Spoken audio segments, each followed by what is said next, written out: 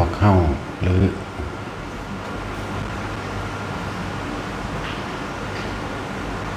ถ้าใครก็ตามเข้าถึงพระสัทธรรมเฮาสิบ่เหนื่อยบ่เมื่อยบ่ท้อแล้วก็ไม่เกลียดใครเลยถ้าเข้าถึงพระสัทธรรมแล้วไม่เหนื่อยไม่ท้อไม่เกลียดใครเลยนะจังหวะทุกคนถ้ารัก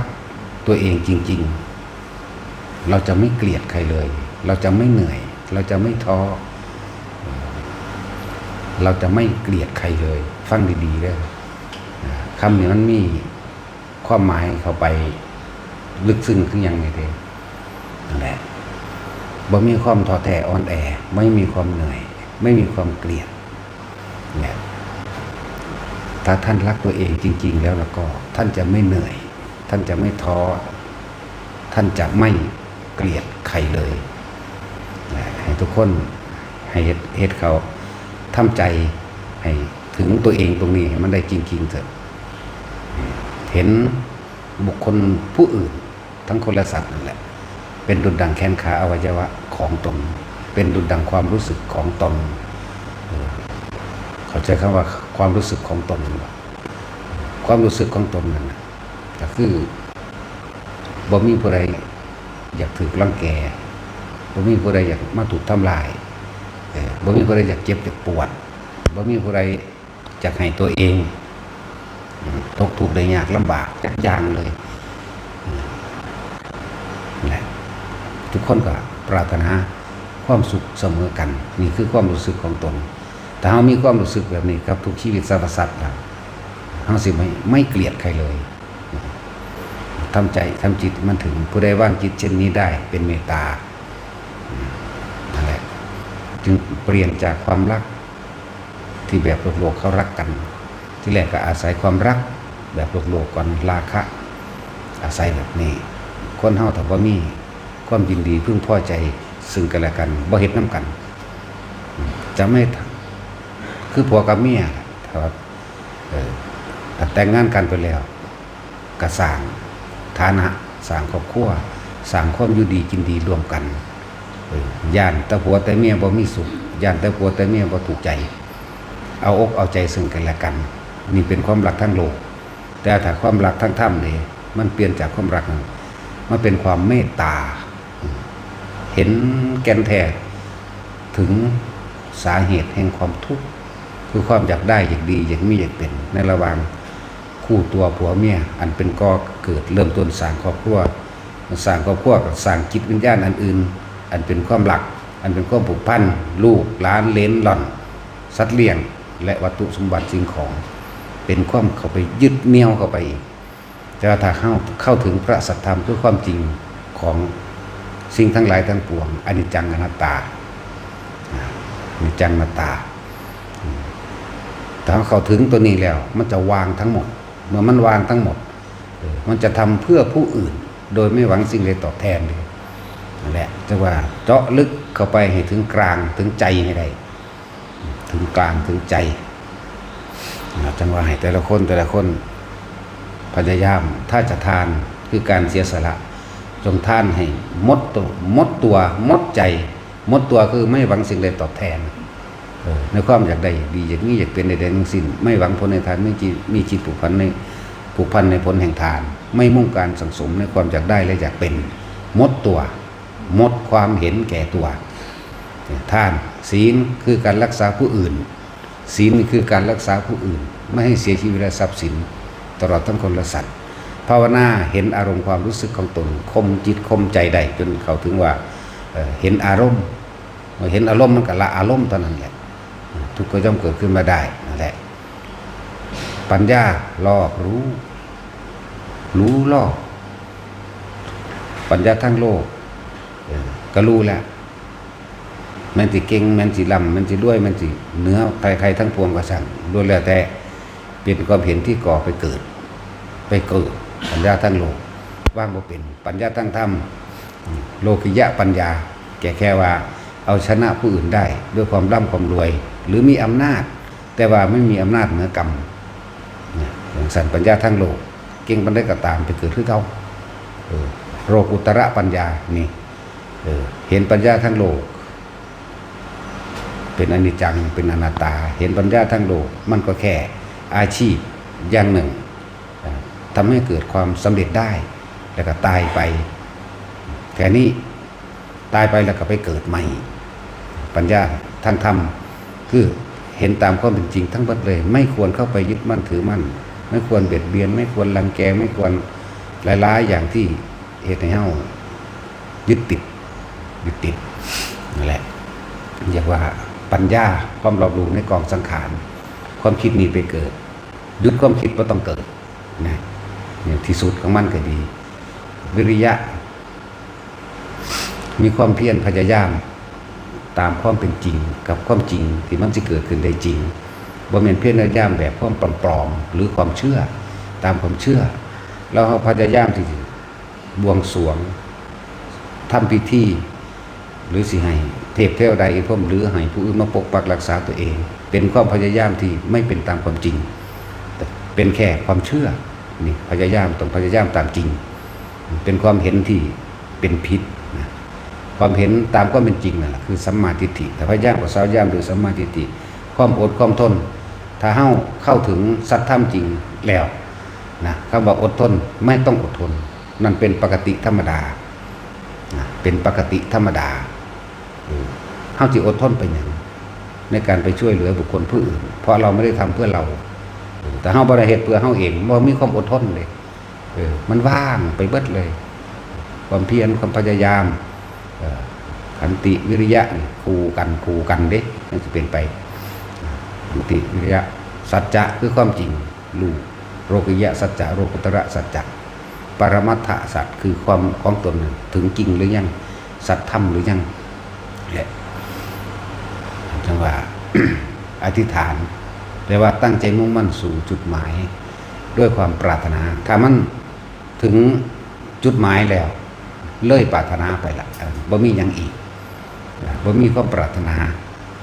พอมันถึงแล้วหมายถึงผู้ถึงคือเข้าถึงพระสัทธรรมแท้จริงนะ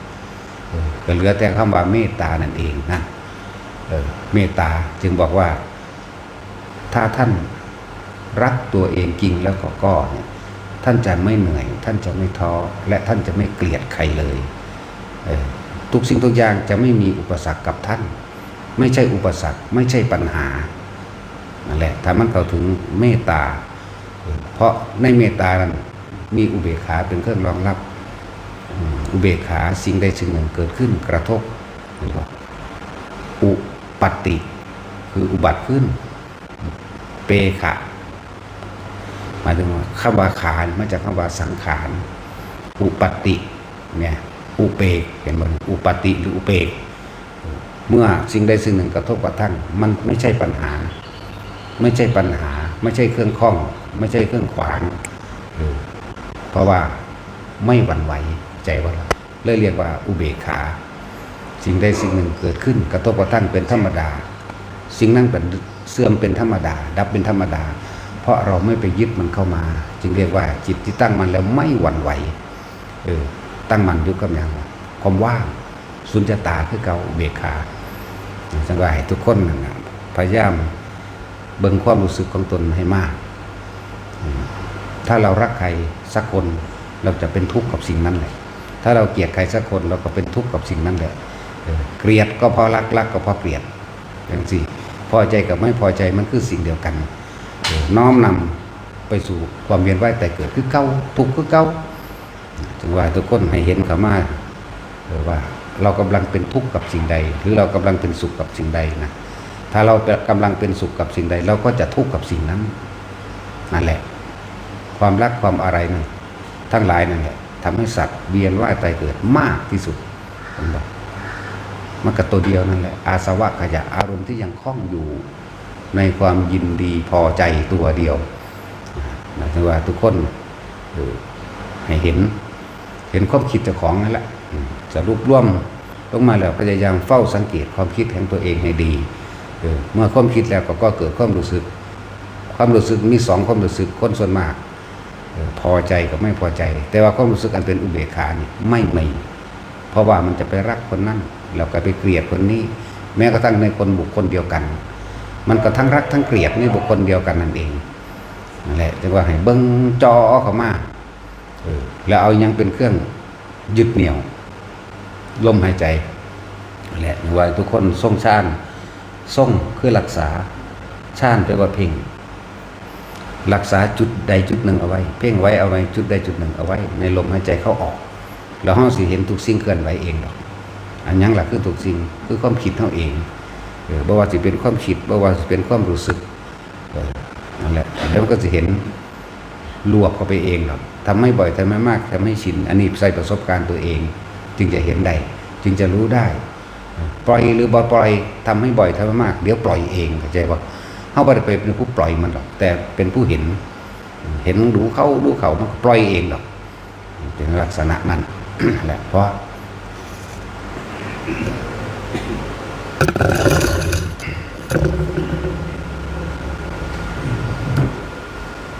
ในโลก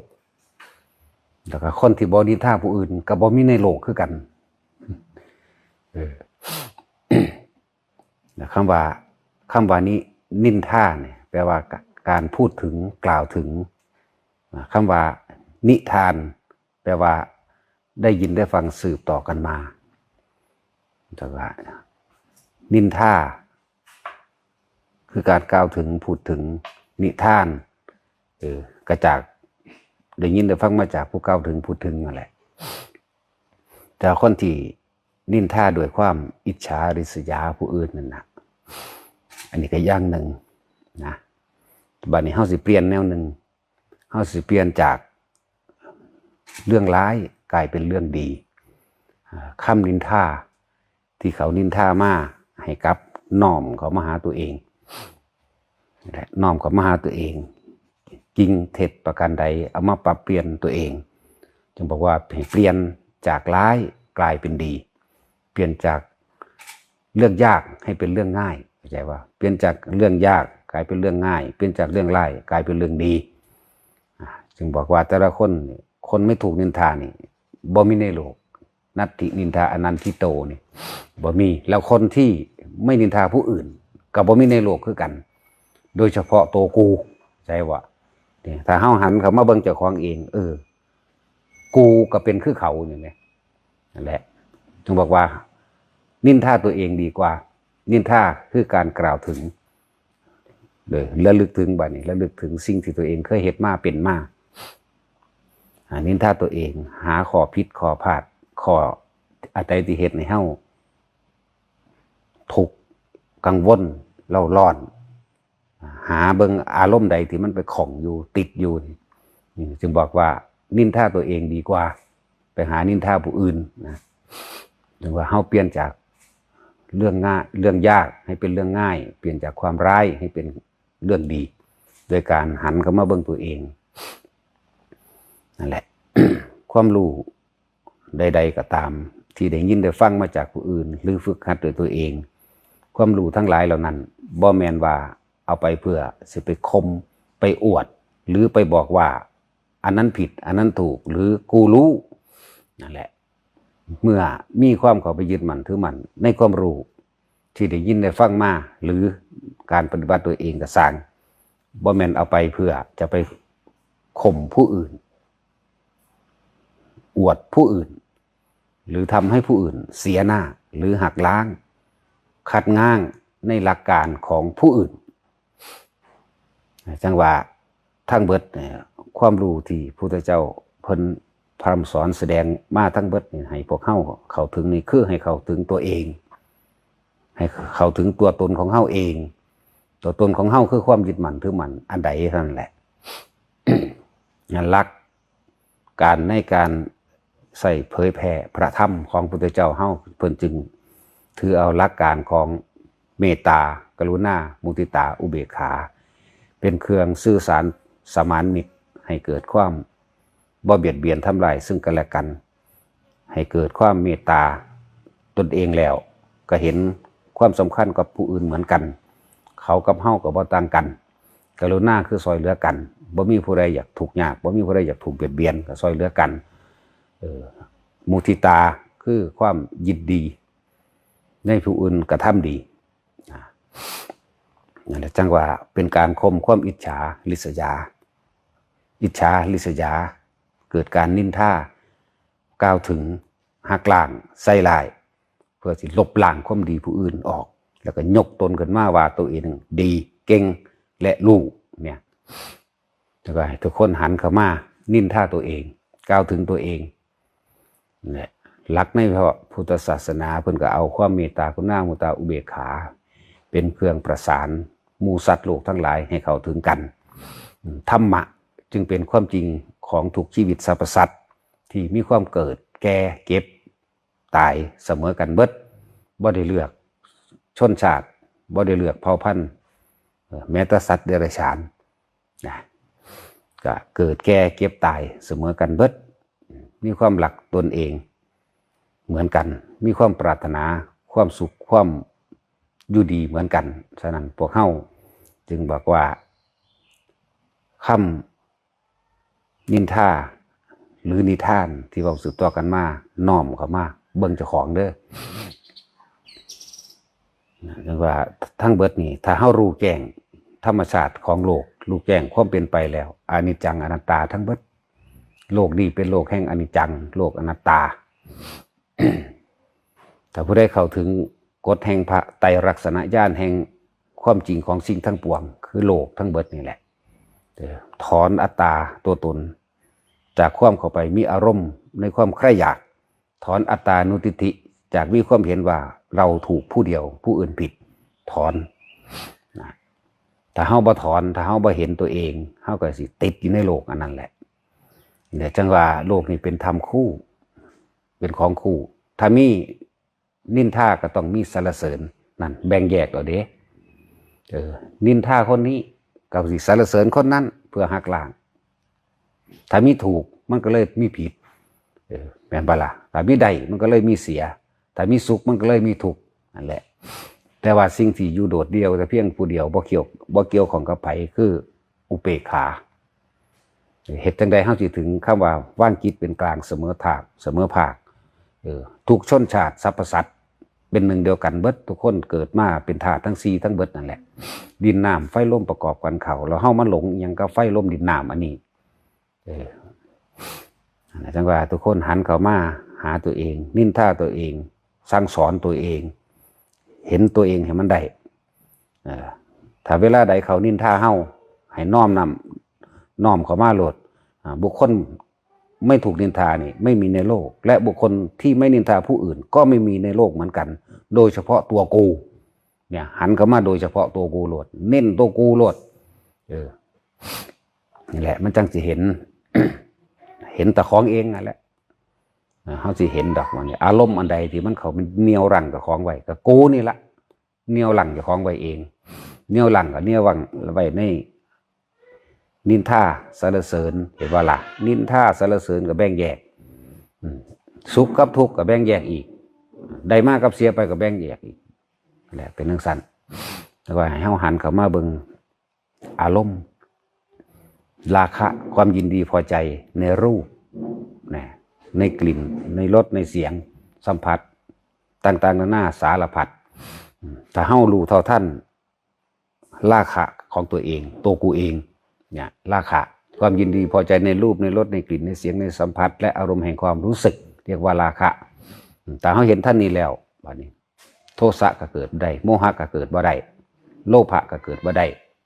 เข้าใจบ่ล่ะคนเฮามีความอยากในรูปรสกลิ่นเสียงนี่เด้คนเฮามีความอยากเด้จังมีความโลภนั่นแหละที่นี่เฮาเห็นความจริงของสิ่งทั้งปวงทุกสิ่งทุกอย่างล้วนแล้วแต่ไหลเข้าไปสู่ความแตกดับทั้งเบิดแล้วมันก็ถอนอัตตานุทิฏฐิออกจากมิจฉาทิฏฐิเลยเกิดกลายเป็นสัมมาทิฏฐินี่แหละที่เพิ่นว่าหนทางแห่งความพ้นทุกข์นะคือต้องเดินไปตามทางสายกลางอันมีสัมมาทิฏฐิสัมมากัปโปวาจากัมมันโตนี่อาชีโววายโมสติสมาธินั่นแหละเพิ่นก็เลยว่าหนทางแห่งความบริสุทธิ์หลุดพ้นใดก็คือต้องเปลี่ยนความเห็นใหม่เข้าใจป่ะล่ะเปลี่ยนความเห็นจากความเข้าไปยึดอัตตานุทิฏฐิทั้งหลายมีความเห็นว่าตัวเองถูกและความเห็นตัวเองถูกแล้วเมื่อมีตัวเองถูกความเห็นตัวเองถูกผู้อื่นก็ย่อมผิดเนี่ยพอเฮารู้บ่เท่าทัน สิ่งที่เหนี่ยวลังเฮาไว้คืออารมณ์นี่เอง ความยินดีพอใจในรูปในรสในกลิ่นในเสียงคำว่าเสียงกับเสียงสรรเสริญและนินทาเนี่ยก็แม่นนี่น้อมกลับมาคนเฮามีความพอใจในรูปร่างลักษณะท่าทางของบุคคลผู้ชายก็พอใจผู้หญิงแบบนี้ผู้หญิงก็พอใจผู้ชายแบบนี้นั่นเองรูปรสกลิ่นต่างๆสัมผัสอารมณ์ความรู้สึกต่างๆนี่แหละมันผูกเข้าไว้จึงเรียกว่าราคะความยินดีพอใจอารมณ์ความรู้สึกที่พอใจแต่ว่าหาเฮามาเห็นนี่นะความราคะความยินดีพอใจถูกออกไปแล้วเมื่อบ่มีความยินดีพอใจแล้วรู้เท่าท่านในสิ่งทั้งหลายทั้งปวงว่ามันเป็นเพียงสิ่งใดสิ่งหนึ่งเกิดธรรมดาสิ่งนั้นดับเป็นธรรมดาเห็นลึกเข้ามาอยู่ในตัวเองได้แล้วมันก็ถอนอัตตานุทิฏฐิออกความเห็นต่างๆถูกทำลายลงความเห็นว่าผิดความเห็นว่าถูกความเห็นว่าดีความเห็นว่าเลวนี่ไหมความเห็นนี่ไหมอย่าลืมคำว่าทิฏฐินี่ลึกล้ำเด้อบอสันเพิ่นจะเอาเป็นสังโยชน์ตัวที่7ที่8ไปบอกตัวที่8เนาะทิฏฐินั่นนะความเห็นของเฮาเองที่เฮาเข้าไปยึดมั่นถือมั่นฉะนั้นธรรมะจึงแปลว่าความจริงความจริงทั้งเบิดคำสอนใดก็สร้างล้วนแล้วมาจากความจริง แล้วคำสอนไผก็สร้างถ้ามันเฮ็ดให้เฮาหลุดพ้นจากความยึดมั่นถือมั่นได้ล้วนแล้วแต่ควรกระทำตามทั้งนั้นแหละเพราะทุกสิ่งทุกอย่างนี่ธรรมชาติมันเป็นของมันจังสั่นอยู่แล้วเฮาต้องเข้าไปยึดมั่นถือมั่นได้ว่าคำสอนนั้นผิดคำสอนนี้ถูกหรือว่าเป็นคำสอนอันออกจากพระโอษฐ์มั่งหรือออกจากพระสงฆ์มั่งหรือยังก็แล้วแต่เพราะว่าพุทธเจ้าเฮาเอาความจริงออกจากธรรมชาติเด้มันเป็นของมันจังสั่นอยู่แล้วเพิ่นไปค้นพบพ่อมาเพิ่นเลยมาแนะนำให้พวกเฮาให้เห็นความจริงของธรรมชาติสิ่งทั้งหลายทั้งปวงคือสัพเพธัมมานารังเห็นบ่หาความจริงรั่งยั่งยืนบ่ได้นั่นย่อมเสื่อมสลายเข้าสู่ความแตกดับบ่มีอีหยังสิคงทนถาวรจากอันจากอย่างเนี่ยนี่แม้ธรรมชาติที่เพิ่นดึงเอามาให้เฮาเห็นไหมแต่ว่าในวิธีการแสดงธรรมและสั่งสอนพุทธเจ้าเฮาอันเป็นมหาบุรุษแห่งพุทธศาสนามหาบุรุษของผู้รู้แห่งหนทางของผู้รู้ที่ต้องเดินตามเพิ่นเลยเอาเมตตากรุณามุทิตาอุเบกขาเป็นเครื่องสื่อสารสมานมิตรให้สัตว์โลกเขามาเห็นซึ่งกันและกันนั่นแหละบ่ให้ทำลายและหักล้างซึ่งกันและกันแต่ละคนชื่อไว้โลดว่าคนบ่ถูกนินทาบ่มีในโลกนินทาแปลว่าการเข้าถึงพูดถึงแต่ว่าในการกล่าวถึงหรือพูดถึงนั้นถ้าบุคคลที่นินทาโดยการกล่าวถึงหรือพูดถึงนั้นด้วยอิจฉาริษยาเห็นเขาได้ดีกว่ากับบ่ได้เห็นเขาถูกยกย่องกว่ากับบ่ได้หลายๆอย่างอันนี้ให้หันเข้ามาเลยว่าโดยเฉพาะตัวกูโลดแล้วก็พลิกบัดนี้กูก็เคยนินทาผู้อื่นโลดนี่แหละจังบอกว่าคนบ่ถูกนินทาบ่มีในโลกแล้วก็คนบ่นินทาผู้อื่นก็บ่มีในโลกโดยเฉพาะกูเองนี่หันมาเบิ่งโลดหันเข้ามาเฮาไปยึดติดในอันใดแต่มันจังสิเห็นได้ นั่นแหละอัตตานุทิฏฐิหรือทิฏฐิมานะทั้งหลายมานะแปลว่าใจทิฏฐิที่ผูกยึดมั่นถือมั่นเข้าไว้แล้วในความเห็นนี่แหละว่าเพิ่นให้ปล่อยความเห็นผู้ใดเข้าไปรู้เท่าทันความเห็นของเจ้าของได้แล้วมันก็ปล่อยก็ว่างของมันเองดอกนั่นแหละแต่ว่าเฮาจึงมีวิธีใดเฮาสิเห็นความเห็นเฮาสิเห็นความคิดมั่งความคิดก็อย่างนึงความเห็นก็อย่างนึงความคิดนึกคิดหาเหตุผลนั่นแหละคือความเห็นเหมือนกันว่าผิดถูกดีชั่วเห็นบ่สุขทุกข์เป็นจังซั่นแต่ว่าบ่เห็นความจริงคือสัพเพธัมมานารังอภินิเวสายะนี่เห็นบ่สิ่งทั้งหลายทั้งปวงเห็นบ่ทั้งเบิดเลยเด้คำว่าธรรมนี่สัพเพธัมมานี่สิ่งทั้งหลายทั้งปวงทั้งเบิดเลยบ่แม่นหยังก็แล้วแต่ทุกอย่างเลยทุกสิ่งทุกอย่างเลยไม่ควรเข้าไปยึดมั่นถือมั่นว่างความเห็นเพราะว่ามันเห็นอย่างเห็นอนัตตาสัพเพธัมมาอนัตตานี่เห็นบ่ทุกสิ่งทุกอย่างบ่จีรังอย่างยืนเป็นอนัตตาหาสาระและแก่นสารบ่ได้เฮาต้องวางมันออกนั่นแหละเฮาสิเห็นดอกบานนี่เห็นอย่างวิธีเฮาก็คือให้รู้อยู่กับลมหายใจซะก่อนเฮ็ดไปเรื่อยๆมันสิคอยล้ำลึกเข้าดอกแล้วขึ้นอยู่กับตัวเองเด้อบ่ได้ขึ้นอยู่กับผู้อื่นลูกศิษย์เป็นคนเลือกอาจารย์ อาจารย์บ่ได้เลือกลูกศิษย์เข้าใจว่าล่ะแต่ที่เป็นอาจารย์ดีที่สุดคือสัมมาทิฏฐิจักบ่แนวทางที่เฮ็ดให้เจ้าของพ้นทุกข์ได้นี่ตั้งหากเด้อจงเอาตัวนี้แหละเป็นอาจารย์ตัวเองบุคคลผู้อื่นนั้นที่สอนดีเพียงใดก็ตามสู่ตัวเองสอนตัวเองบ่ได้สู่ตัวเองรู้ด้วยตัวเองบ่ได้นั่นเป็นแค่ความเห็นถ้าความเห็นนี่น้อมนำเพื่อให้ตัวเข้าถึงที่สุดแห่งความปล่อยความว่างได้ก็ควรปฏิบัติตามนั่นแหละแต่ละคนไปสู่สำนักใดครูบาอาจารย์ได้กระสร้างแต่ของเป็นผู้เลือกเองอย่าลืมอย่าไปตำหนิหรืออิจฉาหรืออย่าไปตำหนิหรือนินทากล่าวถึงครูบาอาจารย์เข้าใจบ่ล่ะให้กล่าวถึงและตำหนินินทาตัวเองมากที่สุดเข้าใจเนาะไปพ่อ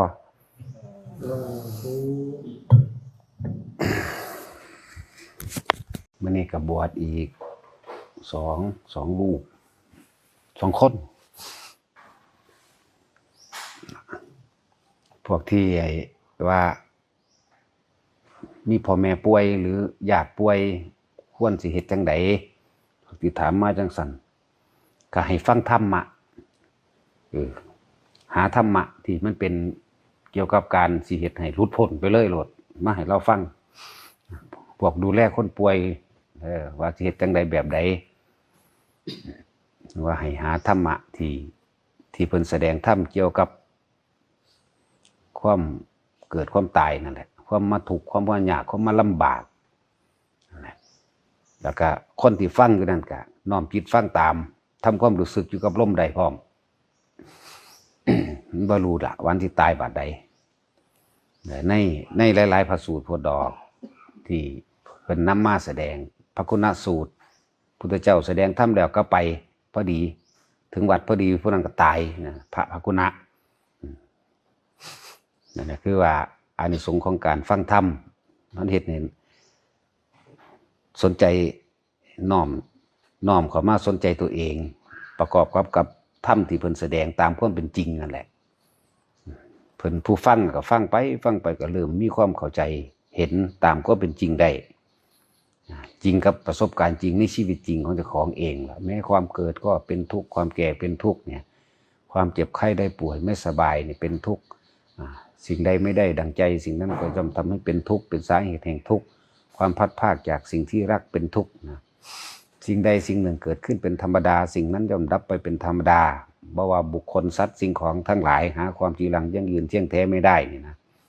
สุดท้ายพวกเราจะต้องตายไปจากมันนี่นะเขาก็น้อมฟังไปตามนั่นแหละ ก็เฮ็ดได้สำนั้นแหละเฮ็ดได้แค่ว่าหามาส่วนเขาสิฟังหรือบ่ฟังศรัทธาหรือบ่ศรัทธานั่นนั่นเป็นเรื่องบุคคลผู้นั้นผู้สิจัดหาให้ก็จัดหาให้นั่นแหละจัดหาให้ฟังส่วนบอกผู้ฟังก็ว่าให้จับลมหายใจให้ได้มากที่สุดนั่นแหละ อยู่กับลมหายใจกับการฟังธรรมมันทำได้อยู่หรอกนาสำหรับผู้ที่ว่าอยากแนะนำคนป่วยให้เฮ็ดแบบไหนหาธรรมะให้ฟังเปิดธรรมะให้ฟังแล้วก็ตัวคนป่วยเองน่ะก็ต้องฟังแล้วก็ต้องอยู่กับลมหายใจมีอยู่สำนั้นมันบ่แน่เด้บรรลุอรหันต์ไปเลยก็มีเด้บัดตายใจขาดที่เดียวเลยเนี่ยบางคนก็อนาคามีไปเลยเด้จังภคุณะนี่อรหันต์ไปเลยแล้วก็นายโจรคาตนี่ตามตำราว่าเป็นพระอนาคามีผลดีป่วยละนั่นก็ดีภาษาริบุตรเป็นผู้แสดงธรรมนายโจรคาตป่วยเพิ่นก็แสดงธรรมไปตามความเป็นจริงนั่นแหละตามความจริงเห็นคนตายบ่เคยเห็นอยู่เห็นคนป่วยบ่เคยเห็นอยู่เคยเห็นนั่นนี่บ่เราคิดว่าสักวันหนึ่งเฮาสิตายบ่เนี่ยมันก็ปึ๊บเข้ามาหาเจ้าของตัวบาดนี่ตะกี้มันคิดออกทางนอกก่อนมันหันปึ๊บเข้ามาหาเจ้าของบ่มีผู้ใดหนีพ้นความตายหมายถึงมหาโจรนั่นน่ะเราเคยฆ่าคนตายมาหลายเพิ่นเลยถามเคยเห็นคนตายบ่มันเป็นภาพติดตามันเป็นอีหยังที่ชินเราเคยเห็นนั่นแหละเห็นคนป่วยบ่บัดนี้ส่วนมากเราบ่เคยเห็นคนป่วยแต่ว่าตอนนี้เรากำลังป่วยเนี่ยมันเลยเบิบเข้ามาหาเจ้าของเลยแต่คิดอยู่เพราะว่าสักวันหนึ่งเขาก็ต้องตายมันมีผู้ฆ่าก็ตายบ่มีผู้ฆ่ามันก็ตายเองหันฟับเข้ามาหลดล่ะความคิดนั่นแหละหันเข้ามา มาเบิ่งเจ้าของได้บัดนี้เริ่มพอมีแต่สติกลับมาหาเจ้าของแล้วนี่เพิ่นก็บอกเอาในจุลคาตเฮาสิหายใจเข้าไปพร้อมๆกันเธอจงให้ความสำคัญมั่นหมายกับลมหายใจแล้วหายใจเข้าช้าๆนี่หายใจเข้าช้าๆลึกๆแล้วแวบไปแวบมาอย่างนั้นแหละนั่นแหละแต่ว่าสำหรับคนป่วยเด้อที่ว่านั่นแต่ว่าสำหรับคนที่ว่าท่านป่วยนี่สิทายมันป่วยเฮ็ดหยังคือบ่เฮ็ดไปโลดเนาะสิทายมันป่วยเฮ็ดหยัง สำหรับคนที่ว่าภาวนาพุทโธก็ส่วนมากก็ไปจุติตามสวรรค์สันต่างๆส่วนมากนะพุทโธพุทโธพุทโธตายบ่หูเมื่อก็มีอยู่แต่ว่าไปหูเมื่อโตอีกที่หนึ่งอยู่ตามสวรรค์สันต่างๆจังซี่ก็มีอันนี้เฮาเอาตามที่เฮาเห็นนั่นแหละตามที่เฮาเห็นอันนี้ตามตำราก็ว่าบ่ตามตำราก็ได้มันก็ไปจังซั่นอีหลีเพิ่นเข้านิพพานเลยในจุลคาตบ่ได้เป็นไปตามตำราที่เขียนมาแต่ว่าเพิ่นก็เขียนพอให้ได้คร่าวๆนั่นแหละสำหรับคนที่บ่ทันได้ป่วยก็ฝึกหัดตัวเองไว้เด้อหาที่พึ่งตัวเองบ่มีผู้ใดเป็นที่พึ่งไผดอกบัดที่ตายมานั่นน่ะพุทธเจ้าเพิ่นก็เว้าไว้แล้วว่าเพิ่นเป็นแต่เพียงผู้บอกทางเท่านั้นของ4อย่างที่บ่อาจสามารถทำให้กันได้กรรมคือการกระทำของไผของมันกระทำไปแล้วย่อมฝังในใจของไผของมันอยู่ในความจำอยู่ในความรู้สึกนั่นแหละโกรธเกลียดเครียดแค้นยังอยู่ในความรู้สึกเจ้าของเองบ่มีผู้ใดสิไปถอดออกให้ได้บ่มีผู้ใดสิหักล้างให้ผู้ใดได้นี่คือกรรมการกระทำผู้นั้นจะต้องเฮ็ดเองเป็นเอง นั่นแหละการแก้กรรมจึงบ่มีในพุทธศาสนาบ่มีแต่เป็นไปตามความจริงมาโลดจังว่าแต่ละอันลดแห่งธรรมบัดนี้ความสิวิไลหรือลดแห่งธรรมบุคคลผู้นั้นต้องเข้าไปรู้ไปเห็นเอาเองเอาให้กันบ่ได้ความเข้าไปลึกซึ้งความเข้าไปในเข้าถึงจิตถึงใจเข้าถึงความรู้สึกเกิดฟังธรรมแล้วเกิดอาการปลื้มปิติห้องไห้แบบใดลดแห่งธรรมของผู้นั้นสิได้สัมผัสด้วยตัวเองจังซั่นปัญญาก็เอาให้กันบ่ได้ปัญญานั้นจะต้องเกิดขึ้นโดยความเพียรความอดทนของคนผู้นั้นแล้วก็พร้อมกับประสบการณ์และก็การเห็นตามความเป็นจริงแล้วก็เมื่อเห็นตามความเป็นจริงแล้วมันต้องปล่อยเอาเองนี่แหละว่าปัญญาจะให้กันบ่ได้ เรียกว่าต้องเฮ็ดเอาเองอีกอย่างหนึ่งใน4อย่างนี่ก็คือว่าคนที่บ่มีอุปนิสัยวาสนาการกระทำรวมกันมามันบ่ฟังกันตัวนี้ให้ทุกคนว่าบ่จำเป็นต้องไปอธิบายขยายความอีหยังมากมายถ้าสิบอกเรื่องว่าการแนะแนวนี่แนะปล่อยสอนปล่อยบอกปล่อยสอนปล่อยมันบ่มีไผเฮ็ดไผได้นะ4อย่างที่โดยธรรมชาติแล้วก็บ่มีผู้ใดแก้ให้ผู้ใดได้ผู้นั้นต้องแก้เอง จังว่าแต่ละคนแล้วก็พวกที่อยู่เมืองนอกเด้อเตือนมันใกล้เข้ามาแล้วนามัตถุพุทธานังอย่าถิ่มอย่าปล่อยแต่ละมือก่อนที่สิรับก็ทำโดยความตั้งใจคำว่าตั้งใจแล้วก็เต็มใจบริสุทธิ์ใจท้องนึกถึงเพิ่นแล้วบัดนี้ก็กลับมาอยู่ลมหายใจสำหรับคนที่ว่านอนที่นอนว่าโลดมันบ่บาปดอกนอนว่าไปเรื่อยจนหลับก็ได้ถ้าบางคนจับลมหายใจจับจุดอนุโลมหรือว่าลมหายใจบ่ทันได้ก็ท่องเอาอันนี้แหละให้มันเป็นหนึ่งเดียวกับความคิดเจ้าของเองหรือจึงบอกว่าตั้งใจเต็มใจมันเป็นสมาธิแล้วตั้งใจคำว่าตั้งใจสิระลึกนึกถึงหรือทำความเคารพนอบน้อมพระพุทธเจ้าเด่นก็ว่าไปโลดตั้งใจว่านี่นะมัตถุพุทธานังนะมัตถุโพธิยาตั้งใจว่าเป็นสมาธิแล้วเด่นนะสำนันหนึ่งเด่นมันไม่ได้ยากยังได้สมาธิเอาจนว่ามันหลับไปก็ได้แล้วก็ทอนตื่นนอนสำหรับคนที่จับลมหายใจได้แล้วก็จับลมหายใจก่อนอันนี้สำคัญกว่าอีกสำคัญกว่าจับลมหายใจก่อนเขามาจับจุดอนุโลมลมหายใจก่อนแม้ได้ชั่วขณะหนึ่งแค่เสี้ยววินาที2 วินาทีนี่ก็เอาหน้ามีอาการปิติอุณโลมเกิดว่าขึ้นขนลุกขนพองตามหัวกระซางลุกไปแบบนี้บ่แม่นลุกแล้วจังเฮ็ดเด้ นี่แหละตัวหนึ่งตัวสติมันบ่เร็วนะตัวตะตื่นมือง่วงเงี้ยขึ้นมาเฝ้าเพิบเข้ามาลมหายใจโลดสำหรับคนที่จับลมหายใจหรืออุณโลมบ่ทันใดกันตื่นเพิบเข้ามาดึงเข้ามาโลดนะมาถูกพุทธานังโลดทำความเคารพนอบน้อมพุทธเจ้าโลดจิตมันสิมีที่พึ่งยังน้อยๆก็ดีมันบ่น้อยได้ล่ะแต่ว่ายังน้อยๆก็ดีนะมาถูกพุทธานังโลดเป็นยังคือว่าหาที่พึ่งที่เกาะกับที่พึ่งที่เกาะของความคิดเจ้าของเองแหละมันจังบ่ได้เกาะมองไม่อารมณ์จิตแรกเลยนะอารมณ์จิตแรกทำความรู้สึกแรกทำความรู้สึกแรกให้เข้าถึงหรือทำความนอบน้อมฟังคำแปลดีๆได้ขอความเคารพนอบน้อมเนี่ยของข้าพเจ้าจงถึงแด่พระผู้มีพระภาคเจ้าทุกพระองค์เด่นนอบน้อมพุทธเจ้าเบิดทุกพระองค์พร้อมขอความเคารพนอบน้อมของข้าพเจ้าจงถึงแด่พระโพธิญาณอันเป็นเครื่องตรัสรู้ของพระพุทธเจ้าทุกพระองค์อีกขอความเคารพนอบน้อมของข้าพเจ้าจงถึงแด่ความหลุดพ้นเนี่ยวิมุตติญาเห็นปะ หมายถึงพานิพพานนั่นแหละมองมันจิตจบขอความเคารพนอบน้อมของข้าพเจ้าจงถึงแด่พระผู้พ้นไปแล้วหมายถึงพระอรหันต์ผู้พ้นไปแล้วนั่นนะนะโมวิมุตตานังเนี่ยแล้วก็มันสิเป็นการต่อเนื่องโดยการแผ่เมตตาไปในโตทำความผูกมิตรไปในโตนังว่าเมตตัญจะสัพพโลกัสสมิงนั่นพุทธสังมังคลังโลเกเมตตัญจะสัพพโลกัสสมิงมานสัมภาวเยอปริมานังเนี่ยมันจะเป็นการแผ่เมตตาหรือทรงผลทานบุญกุศลกรรมดีที่เจ้าของเฮ็ดออกมาพร้อมเพื่อยังผูกมิตรเอาไว้กับหมู่เทพเทวดาทั้งหลายแล้วเฮาตายไปแล้วเกิดวับเข้ามาสักนิดนึงนี่เทวดาเขาสิสะกิดดอกนึกถึงพระศาสดาแม่จังซี่นะนึกถึงสิ่งที่ดีงามแม่นะจังซั่น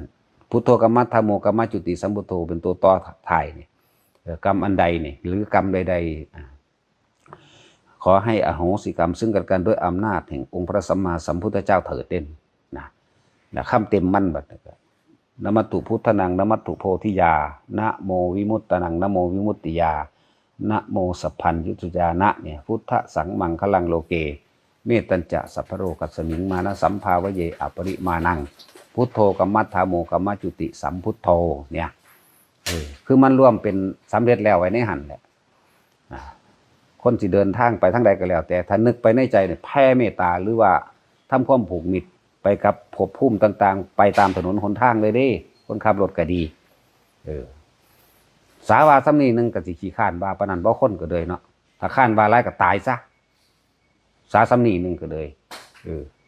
สิว่าเขาเจ้าสิไปค้นพ่อสิว่าเขาเจ้าสิเห็นผล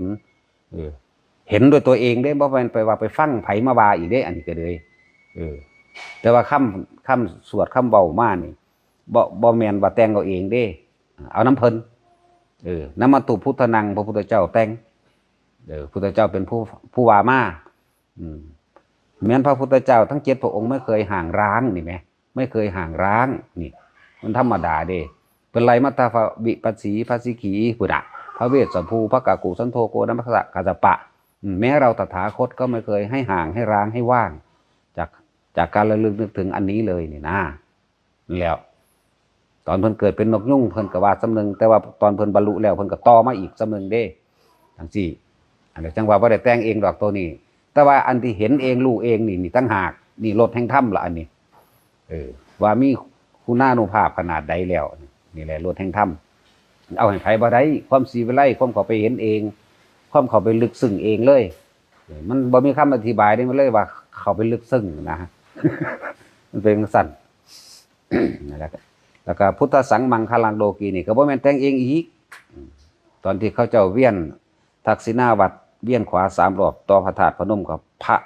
มหากัสสปะพระอนุรุทธะพระอานนท์พระยังอีกล่ะพระอุบาลีพระกัจจยนะและ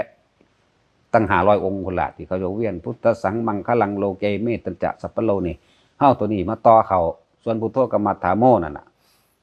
ก็มันก็มีมาในธรรมบทนั่นแหละอดีตที่ท่านจังซั่นเอามาต่อกันไว้เฮาแต่งเองบ่เป็นดอกบ่มีปัญญาดอกเรื่องแต่งเองน่ะบ่เป็นแต่ว่าเรื่องเขาไปเห็นเอาเองนี่เห็นเอาเองรู้เอาเองนี่แหละเอิ้นว่าความสิวไล่หรือลดแห่งธรรมเอาให้กันบ่ได้ผู้นั้นต้องฝึกหัดปฏิบัติไปเอาเองนั่นจังว่าเฮา บ่ได้เว้าน้ำไผดอกอันเรื่องไปเห็นเอาเอง แต่ว่าคำอันทำความเคารพนอบน้อมเว้าน้ำเพิ่น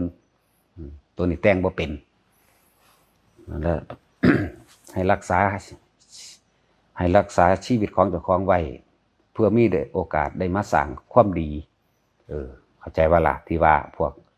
อยู่เมืองนอกพวกที่ว่าอยู่ทั้งหยังละเขาเอิ้นหยังทางทบีบที่เขาสงครามกันอยู่เดี๋ยวนี้แหละอย่าลืมเด้ญี่ปุ่นก็เป็นแล้วเด้ก็บอกไว้แล้วเด้อหัวซ่าระเบิดหัวซ่าก็สร้างได้แต่เป็นผู้บอกญี่ปุ่นก็เป็นแล้วมีหน้าเมษาระวังดี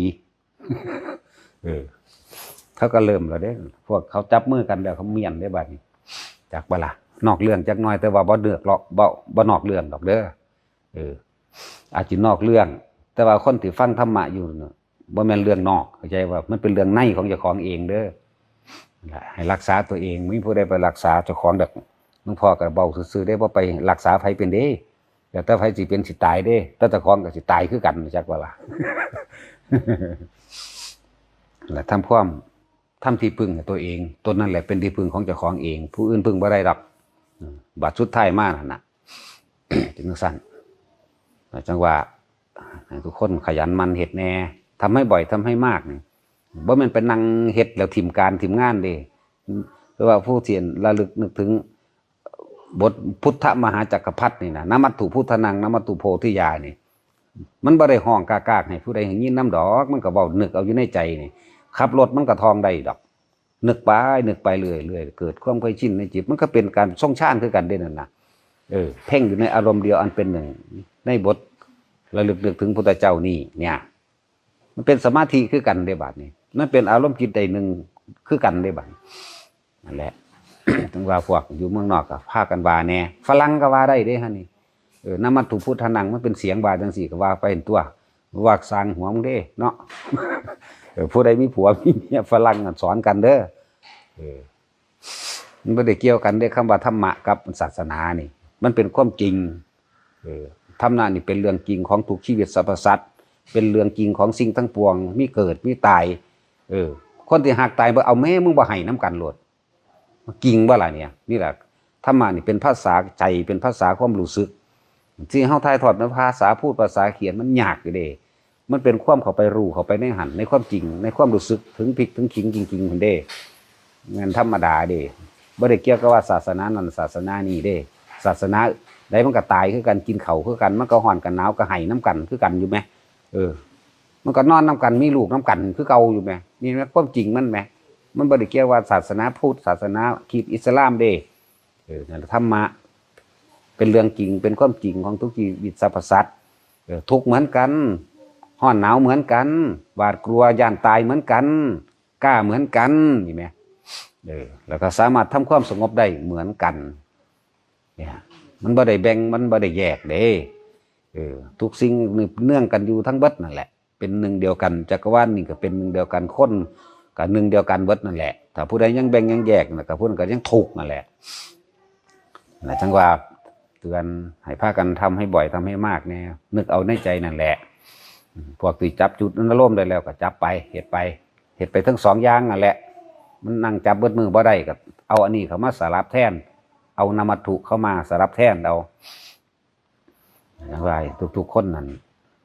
เฮ็ดที่พึ่งตัวเองเด้อ จะเอิ้นตะหลวงพ่อไปหลายมันบ่ไปใส่จักเทื่อเด้มันจะอยู่ในห้องนี่แหละเพิ่นก็เอิ้นตะหลวงพ่อปานว่าเพิ่นไปปลูกต้นไม้เสยอยู่ก็มีด่าคนนำหมู่นี่แหละจักว่าล่ะบอกว่าให้เอิ้นหั่งเอิ้นเด้บัดถ้าขายของก็เอาไปเอิ้นไปขายของพร้อมนะอีท่องอีห่านี่ก็เลยถ้ากูไปขายของมึงขายไอ้กูเป็นบ่วะมึงมีปากมีโดมันว่า ถ้าอาจารย์มันขายเบิดเร็วว่าซั่นเอาอีห่ามึงหั่นดอกว่ามันเร็วมันเบิดเร็วเพราะว่ามึงมีสมาธิเพราะว่าจิตมึงตั้งมั่นมันเป็นฌานมึงสงบจักบ่มึงนึกถึงกูมึงสงบมึงสงบว่ามึงก็นึกถึงภาพกูพร้อมว่าจิตมึงมีสิร่วมแล้วหลายๆอย่างก็เข้ามาสะกิดเองแล้วซั่นดอกเอาพอ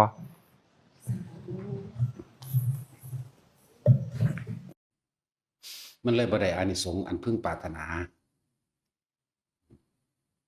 นี่สิเว้า อีกเนื้อหยะหนึ่งก็ให้เป็นคติเตือนใจคติเตือนใจ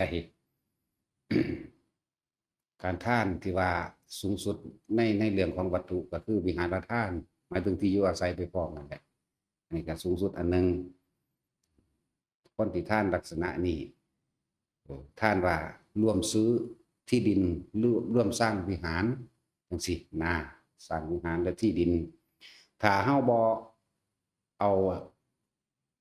เงินที่เฮาท่านหรือสิ่งที่เฮาท่านออกไปแลกนั่นแลกนี่สมมุติว่าผู้คนผู้นั้นบ่ทันได้เข้าถึงที่สุดคือพระนิพพานบ่ได้อึดอันที่ดินที่ดอนนี่เป็นเจ้าของที่ดินที่ดอนเป็นเจ้าของวิหารหรือว่าอิหยังคฤหาสน์บักใหญ่ร่ำรวยเด้จังซั่นถึงร่ำถึงรวยถึงบ่ได้อึดหม้องอยู่หม้องเซาไปทางใดก็บ่ได้ตกอับตกได้ยากดอกพวกนี้จึงบอกให้ทุกคนให้ตัดความอยากของเจ้าของออกโดยการไปแลกนั้นเป็นหนี้นะตัดออกพวกคือเขาเจ้ามีหูทิพตาทิพพวกเจ้ารู้จักว่าอานิสงส์หยังคนที่มีสติและปัญญาเร็วมากๆจังซี่คือเขาเจ้ามีความคนที่ท่านหนังสือแต่โดยความบริสุทธิ์ใจบ่หวังแลกเด้อฟังบ่ได้ว่าท่านหนังสือนั่นนี่โดยหนังสือธรรมะเฮานี่แหละบ่ได้ไปหวังแลกของบ่ได้ไปนั่นนี่คนพวกนี้สิเป็นคนที่มีสติปัญญามากกว่าไผแต่ว่าเน้นเหลือเกินว่าอย่าแลกอย่าหวังผลในท่านอย่ามีจิตผูกพันในผลในท่านจะมุ่งการทั้งสมในความอยากได้อยากดีอยากมีอยากเป็นการอุทิศบุญกับบ่ไปเพราะเฮาแลกแล้วหวังผลในท่านแล้วแลกแล้วพระสารีบุตรมักสร้างพระไตรปิฎกเพิ่นเลยเป็นผู้มีปัญญามากเห็นบ่จังซั่นแล้วแล้วคนที่มีหูทิพตาทิพได้ยินได้ไกลตาก็ทิพเห็นนั่นนี่ได้ไกลก็เจ้าเฮ็ดบุญหยังท่านหยังมาจังเป็นแบบนั้นเกี่ยวกับถ้าเป็นยารักษาโรคหูหรือว่าเฮ็ดเกี่ยวกับโรคหูรักษาโรคหูยังให้เป็นท่านกับบุคคลตกทุกข์ได้ยากก็ว่าไปเกี่ยวกับเครื่องมือแพทย์เครื่องมือหมออันเป็นเครื่องรักษาหูเครื่องรักษาตาเครื่องรักษาตรวจสอบโรคต่างๆจังซี่แหมพวกนี้มันก็มีอานิสงส์ของมันเองถ้าเฮาบ่เอาไปแลกเข้าใจบ่นี่พวกเขาหูทิพตาทิพกันเฮาสังเกตเบิ่งเวลาเฮาอ่านประวัติพระองค์นั้นองค์นี้ที่สำเร็จหูทิพตาทิพจังซี่นะเป็นผู้มีวิชา3ก็สำเร็จแล้วอภิญญา6ก็สำเร็จแล้วปฏิสัมภิทัปปโตก็สำเร็จแล้วแต่เพิ่นสิไล่ว่าเพิ่นเฮ็ดหยังท่านหยังเด้อัปทานเรียกว่าเพิ่นอัปทาน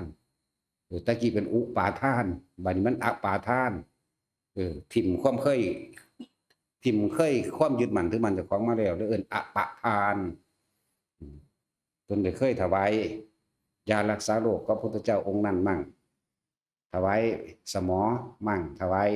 หมากคำป้อมมั่งหรือว่ายารักษาโรคอันนี้มั่งได้เคยถวายเกี่ยวกับของที่รักษาโรคหูหนวกมั่งตาฝ้าตาฟางมั่งแว่นตามั่งนะแล้วพวกเขามีหูทิพตาทิพเป็นอานิสงส์เกิดขึ้นมาเองโดยบ่ต้องไปขอโดยบ่ต้องไปแลกเน้นย้ำบ่ให้ขอบ่ให้แลกคนเข้าใจตัวนี้ตัณหาหาหม่องสุดบ่ได้แม่น้ำทะเลมันยังมีฝั่งแต่ว่าตัณหาหาฝั่งบ่ได้หาต้นก็บ่ได้หาปลายก็บ่มีจักมันสุดอยู่ไสนั่นแหละจึงว่าเน้นย้ำพวกเขาได้หูทิพนั่นแหละเครื่องรักษาหูหรือว่ายารักษาหูพวกเขาได้ตาทิพเครื่องรักษาตาเครื่องดันตาเครื่องวัดสายตาแว่นตาไปจังซี่ล่ะจังซั่นบอกอานิสงส์ต่างๆโดยที่บ่ต้องไปขอมันดอกมันสิได้ดอกอารมณ์อันพึงปรารถนาสั่งสมไว้แต่ว่าบ่แม่นว่าเพื่อหยังดอกหูทิพตาทิพพวกที่มียานพาหนะมากๆจังซี่ให้ค่ารถให้ความสะดวกสบาย ถ้าสิเว้าสมัยตะกี้เออให้คนที่เดินทางไกลเอาขึ้นเกวียนนำก็มีให้รองเท้าก็มีนั่นนั่นแหละคืออานิสงส์ของเขาก็ได้มากสั่นถวายรองเท้าก็มีถวายห่มบัดนี้เป็นเครื่องกลางกันพวกนั้นไปทางใดก็ได้รับความลำบากการงานก็ได้รับแบบอยู่สุขสบายทำงานในห้องแอร์ช่างก็หลังแต่ว่ามันมาติดตรงที่ว่าคนมันขอที่นี่คำว่าขอนี่ตัดถิ่มซะเด้อใครก็ตามตัดถิ่มซะพระโมคคัลลาเพิ่นก็บ่ได้ว่าเพิ่นไปบำเพ็ญกสิณกเสริญหรือบำเพ็ญอิหยังมากมายเด้ล่ะเพิ่นคือ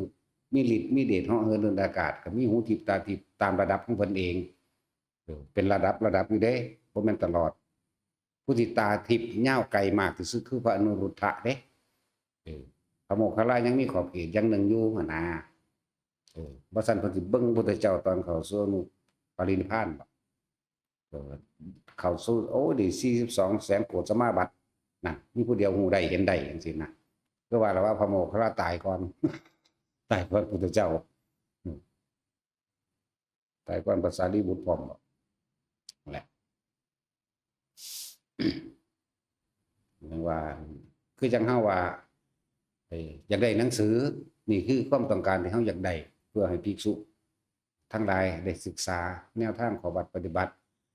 พวกท่านมาแล้วพวกเจ้าอย่าแลกของเด้จะไปหวังผลในท่านว่าขอให้ข้าพเจ้าจงเป็นผู้มีสติปัญญาดีบ่ต้องว่ามันมีขึ้นมาเองดอกเด้อหรือว่าเอาไปแลกของอื่นให้มีความรู้สูงหรือว่าให้คำว่าแลกนี่หยุดทันทีโลดมันแลกวางได้ก็สร้างบ่ให้แลกถ้าไปแลกแล้วพวกเจ้าเลยสั่นเลยเหียนเขาเลยแล้วบ่ได้หยังพวกเจ้าเลยได้ครูรู้ย้อนเก่าหมายถึงหนังสือคือเก่านั่นแหละพวกเจ้าบ่ได้สติปัญญาเพิ่มขึ้นเด้อฟังให้ดีๆก็ได้แค่หนังสือนั่นแหละพวกเจ้าบ่อึดหนังสือแต่ว่าพวกเจ้าบ่มีความรู้เพราะว่าพวกเจ้าแค่ถวายอันวัตถุคุณซื่อๆไม่ใช่วัตถุคุณบ่ได้นี่ก็เป็นก้อนเก่าอยู่หั่นแหมแต่เฮาถวายนี่ด้วยความว่าได้ถวายให้แด่หมู่ภิกษุสงฆ์ทั้งหลายเหล่านั้นนะแล้วก็อุทิศบุญไปซะคือบ่ต้องแลกหยังมันได้เองดอกว่าตะขอว่าตะแลกก็ของเจ้าของมันสิไปไสอานิสงส์มันบ่เกิดก็ได้อยู่ซ้ำเก่านั่นแหละนะพวกเขามีหูทิพย์ตาทิพย์เป็นหยังเขาคือเป็นเขาคือบ่ได้ว่าสิไปบำเพ็ญพระโมคคัลลาก็บ่ว่าเป็นนางเฮ็ดให้ตาทิพย์ได้หูทิพย์ได้นั่นนี่ได้เด้อพระอนุรุทธะมื้อนี้ก็บ่ได้ไปฝึกให้ตาทิพย์เด้บัดสำเร็จแล้วหังตาทิพย์โลดนะสั่นแล้วจึงว่าเฮาเน้นย้ำแต่ละคนเด้อท่านหยังก็สร้างอย่าไปหวังผลในความอยากได้อยากดีอยากมีอยากเป็นมุ่งการสังสมหยังมันสังสมกิเลสตัณหาได้ล่ะนะ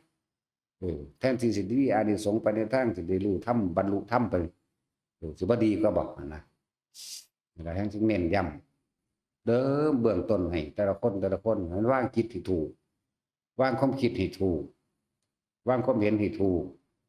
ให้เป็นสัมมาทิฏฐิความเห็นตามความเป็นจริงซะเป็นจริงแบบไหนพวกเจ้าขอนั่นมันบ่ได้ตามจริงดอกแต่พวกเจ้าท่านไปเลยแล้วนะพวกเจ้าเกิดความโล่งสงบเย็นในพวกเจ้าเอาเองอันขอนั้นมันได้อยู่บ่ล่ะไปก็ดีนั่นสั่นแล้วบอกว่าให้เห็นตามความเป็นจริงซะ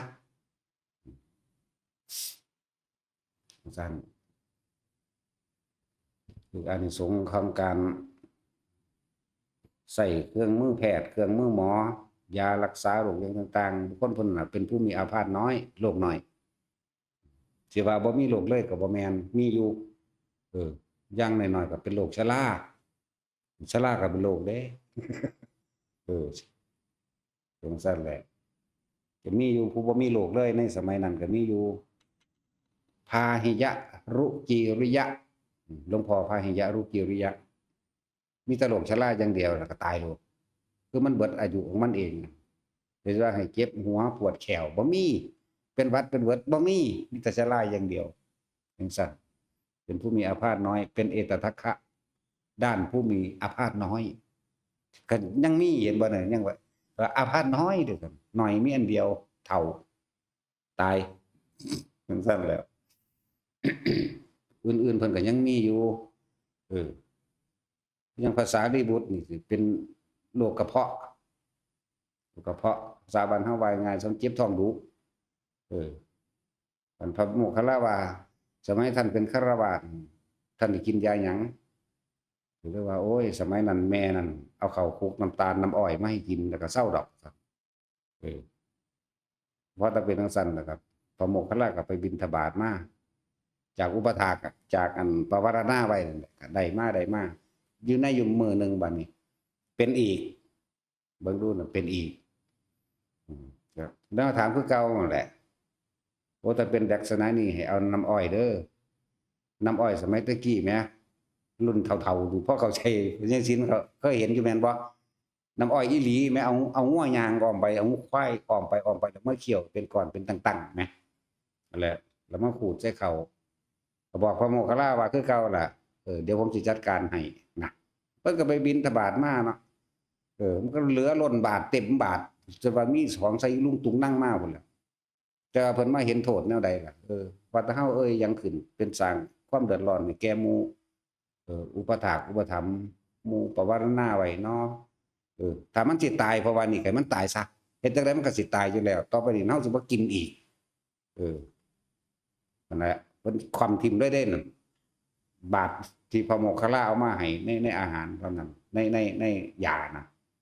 คว่ำทิ่มเลยพอดีกับโรคก็หายไปเลยบ่เป็นอีกพุ่นน่ะจังซั่นแหละจึงบอกว่าเฮามุ่งเน้นเอาแต่เบื้องต้นไปถ้าเฮาเบื้องต้นมันถูกต้องแล้วเบื้องปลายมันก็ไปสวยงามของมันเองเบื้องต้นเพราะทานเป็นของเฮ็ดได้ง่ายที่สุดบาทหนึ่งสลึงหนึ่งก็เป็นทานได้คือกันเขาที่เฮาไปใส่บาตรซุมื้อก็เป็นทานได้แล้วขนมห่อหนึงก็เป็นทานได้แล้วนะส่วนมากที่มันบ่ได้อานิสงส์พึ่งสิ่งที่ให้มันได้เหนือยิ่งกว่านั้นเองแต่ว่าบ่อยากได้มันทังได้หรอกหังบ่อยากได้ทังได้นะอย่าไปหวังผลอย่าไปมุ่งการสังสมความอยากได้อยากดีอยากมีอยากเป็นมันมีผลหลายอย่างในการที่เฮ็ดให้เสียหายแบบใดสิอุทิศบุญมันก็บ่ไปตัณหาอุปทานตัวเองยึดไว้แล้วลังไว้แล้วเหนี่ยวไว้แล้วมันสิไปติมันบ่ไปเด้1 2อานิสงส์ที่สมควรได้ยิ่งกว่านั้นกลับบ่ได้นี่แหมนั่นหมายถึงว่าพวกถวายหนังสือจังซี่ได้สติปัญญาดีเป็นผู้มีปัญญาดีบ่ว่าโลกบ่ว่าธรรมทหารเขาทั้งธรรมก็บรรลุธรรมเร็วฟังธรรมปั๊บเข้าใจปั๊บโลดเป็นผู้มีปัญญาดุจดังหม้อไม่รั่วฟังมันอะไรก็จำได้เท่านั้นบ่แม่นเป็นผู้มีดุจดังเป็นผู้ปัญญาดุจดังหม้อรั่วบางคนก็เป็นผู้มีปัญญาดุจดังหม้อคว่ำมันบ่มีปัญญาดอกถ้าหม้อคว่ำฝนตกลงมามันก็สิไปรองรับน้ำมาแต่ทางใดๆนั่นแหละจังซั่นจังว่าเฮามุ่งเน้นว่าท่านหยังก็สร้างเด้ออย่าพากันขออย่าพากันแลกในการก่อสร้างหยังเฮ็ดให้อานิสงส์ของมีรูปร่างกายแข็งแรงจังซี่กทุสเจดีย์นั่นแหละทุสเจดีย์แล้วเฮาสร้างเป็นรูปเหมือนรูปคนรูปพระพุทธเจ้าเฮาสร้างสิ่งที่พระพุทธเจ้าว่าให้สร้างแม่นบ่ล่ะจังซี่นะดูสมควรที่มาบรรจุซึ่งพระบรมสารีริกธาตุอรหันตธาตุปัจเจกธาตุจังซี่นะ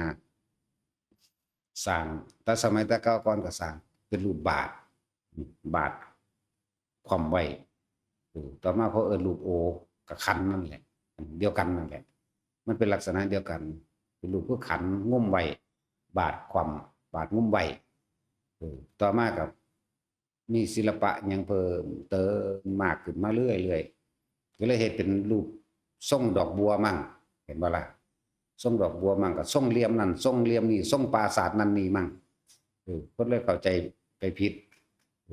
เกี่ยวกับว่าสร้างพระพุทธรูปสร้างเป็นดินเป็นหยังกาบอิฐกาบหินกาบดินบ่ได้แปลว่าจังซั่นเฮาสิสร้างในนามเจตนาเป็นทุสเจดีย์นะเป็นการระลึกนึกถึงบุญคุณของพระพุทธเจ้า จะเป็นธรรมเจดีย์ที่ธรรมเจดีย์ก็อยู่ในหันคือพระธรรมคำสอนของพระองค์ว่าจะให้พระพุทธรูปบังพระพุทธเจ้าเด้อพุทธรูปนั้นมันเป็นรูปแต่พระพุทธเจ้าคือคำสอนคำสอนนั้นเกิดจากคนผู้นี้ความหมายของเฮานั่นนะฝังแน่นในพระทัยพระองค์พุทธเจ้าก็อาศัยร่างกายอันนี้อาศัยดินน้ำไฟลมอันนี้อาศัยธาตุทั้ง4อันนี้มาแสดงธรรมพวกเฮาฟังมาสร้างในนามนี้นะและจึงว่าคนที่สร้างโดยมีจิตใจแบบนี้ก็เลยเกิดกลายเป็นคนที่มีสุขภาพร่างกายแข็งแรงบ่พิกลพิการบ่ทุพพลภาพอย่างสั้น มีร่างกายสมบูรณ์ว่าร่างกายสมบูรณ์เป็นดับต้นก่อนบางทีก็พิการออกมาตัวเนาะแม่นบ่สัตว์ขาลีบขาเป๋ออกมาบ่เจ้าแม่นบ่ตาจินเจ้าแบบนั้นแบบข้างงากเข้ามาแบบนั้นบ่มือก็รีบก็จ้อยนั่นแหละหลายๆอย่างในหั่นแหละเจดีย์เขาสั่งในนามของเจดีย์นั่นแหละจะให้เป็นรูปเหมือนคนเลื่อนพระพุทธรูปไปจริงพระโบราณมันก็เคยกล่าวอธิบายไว้อยู่ดอกแต่ว่าอาจจะเป็นในชนบทแห่งใดแห่งหนึ่งหรือเมืองแห่งใดหนึ่งมันบ่ได้ถูกบันทึกไว้ในพระไตรปิฎกคนก็เลยเถียงกันเรื่องนี้นะเขาก็อธิบายให้ความเห็นซื่อดอกส่วนผู้ใดสิเห็นตามความเห็นเจ้าของก็แล้วแต่เขาก็เห็นตามความเห็นเฮานะเขาก็เลยเฮ็ดว่าแต่มันบ่แม่นเฮ็ดให้ผู้ใดข้อขาดบาดตายนะสร้างแมงโลด ยากหยังหลายๆอย่างที่เป็นเครื่องน้อมนำเข้าสู่เฮ็ดให้จิตใจเฮาสงบเฮ็ดให้จิตใจเฮาเข้าถึงเครื่องทำให้ระลึกนึกถึงว่าซั่นสิว่าเพราะว่าอนุสติ10อย่างบ่การระลึกนึกถึงพระพุทธเจ้าถ้าสิเอาโตธรรมออกมาเลยมันก็นึกบ่ได้ก็เลยเอาโตคนล่ะซะก่อนผู้ใดเห็นก็เกิดความสงบเย็นใจมีที่พึ่งเด้ที่แรกก็พึ่งซะก่อนนั่นแหละพอท่านได้เข้าถึงโตธรรมก็พึ่งโตรูปพ้นซะก่อนคือจังเฮาก็เคยแนะนำเด้ถ้าคนที่แขวนพระห้อยพระเป็นพุทธรูปหรือเป็นพระสงฆ์ก็ตามเฮาห้อยเฮาแขวนเนี่ยเพื่อระลึกถึงเป็นพุทธานุสตินึกถึงพุทธเจ้าเป็นอารมณ์คนมันบ่ขังดอกอันเรื่องว่าขังหรือนั่นนี่ที่มันขังที่ปกป้องเฮาได้เพราะว่าหยังเฮามีสติเดียวมีเอกคตาจิตเอกคตารมณ์เวลาเฮาเกิดความสยดสยองคั่นคร้ามหวาดกลัวกำพะปั๊บเข้านี่จิตมันมีที่พึ่งเลยเป็นเอกคตาจิตมันเลยเป็นการทรงฌานที่1พร้อมความกลัวก็หายไปตัวมันบ่คิดถึงแนวอื่นมันคิดถึงพระพุทธเจ้ามั้ยพระสงฆ์ก็เหมือนกันแต่ว่ามันคิดถึงพระสงฆ์ปั๊บเนี่ยแล้วเป็นที่พึ่งอย่างนึงเป็นที่ศูนย์ร่วมจิตของเจ้าของเองและเป็นจิตหนึ่งนั่นแหละเฮาตั้งใจคิดถึงนั่นแหละและเป็นจิตหนึ่งสั้นบ่แม่นอานุภาพว่านั่นนี่ดอกก็คืออานุภาพของตัวเองเป็นสติตัวเองรักษาตัวเองอันนี้เป็นเรื่องละเอียดอ่อนเดี๋ยวเขาสิว่าบ่มีพุทธคุณแต่ขึ้นพุทธคุณคือคำสอนพระพุทธเจ้าเป็นผู้ตรัสรู้ชอบโดยพระองค์เองแต่ว่านี่เฮาบ่ทันได้ถึงธรรมหรือบ่ทันได้คำว่าถึงพุทธคุณพระท่านได้ถึงคำสอนพระท่านได้ถึงคุณงามความดีที่พระองค์แสดงมาแต่ว่าเฮานี่ถือไปแบบนี้บ่ได้ถือขังบ่ได้ถือหยังให้เข้าใจความหมายนี่เด้อถึงปั๊บความย้านมันก็หายไปอยู่ดอกก็เบิ่งตาเพิ่นตัดพระสูตรทัชคะปริตเป็นหยังหมู่เทวดาสู้กันถึงเวลาล่ะต้นดอกหยังล่ะพวกปลายจิต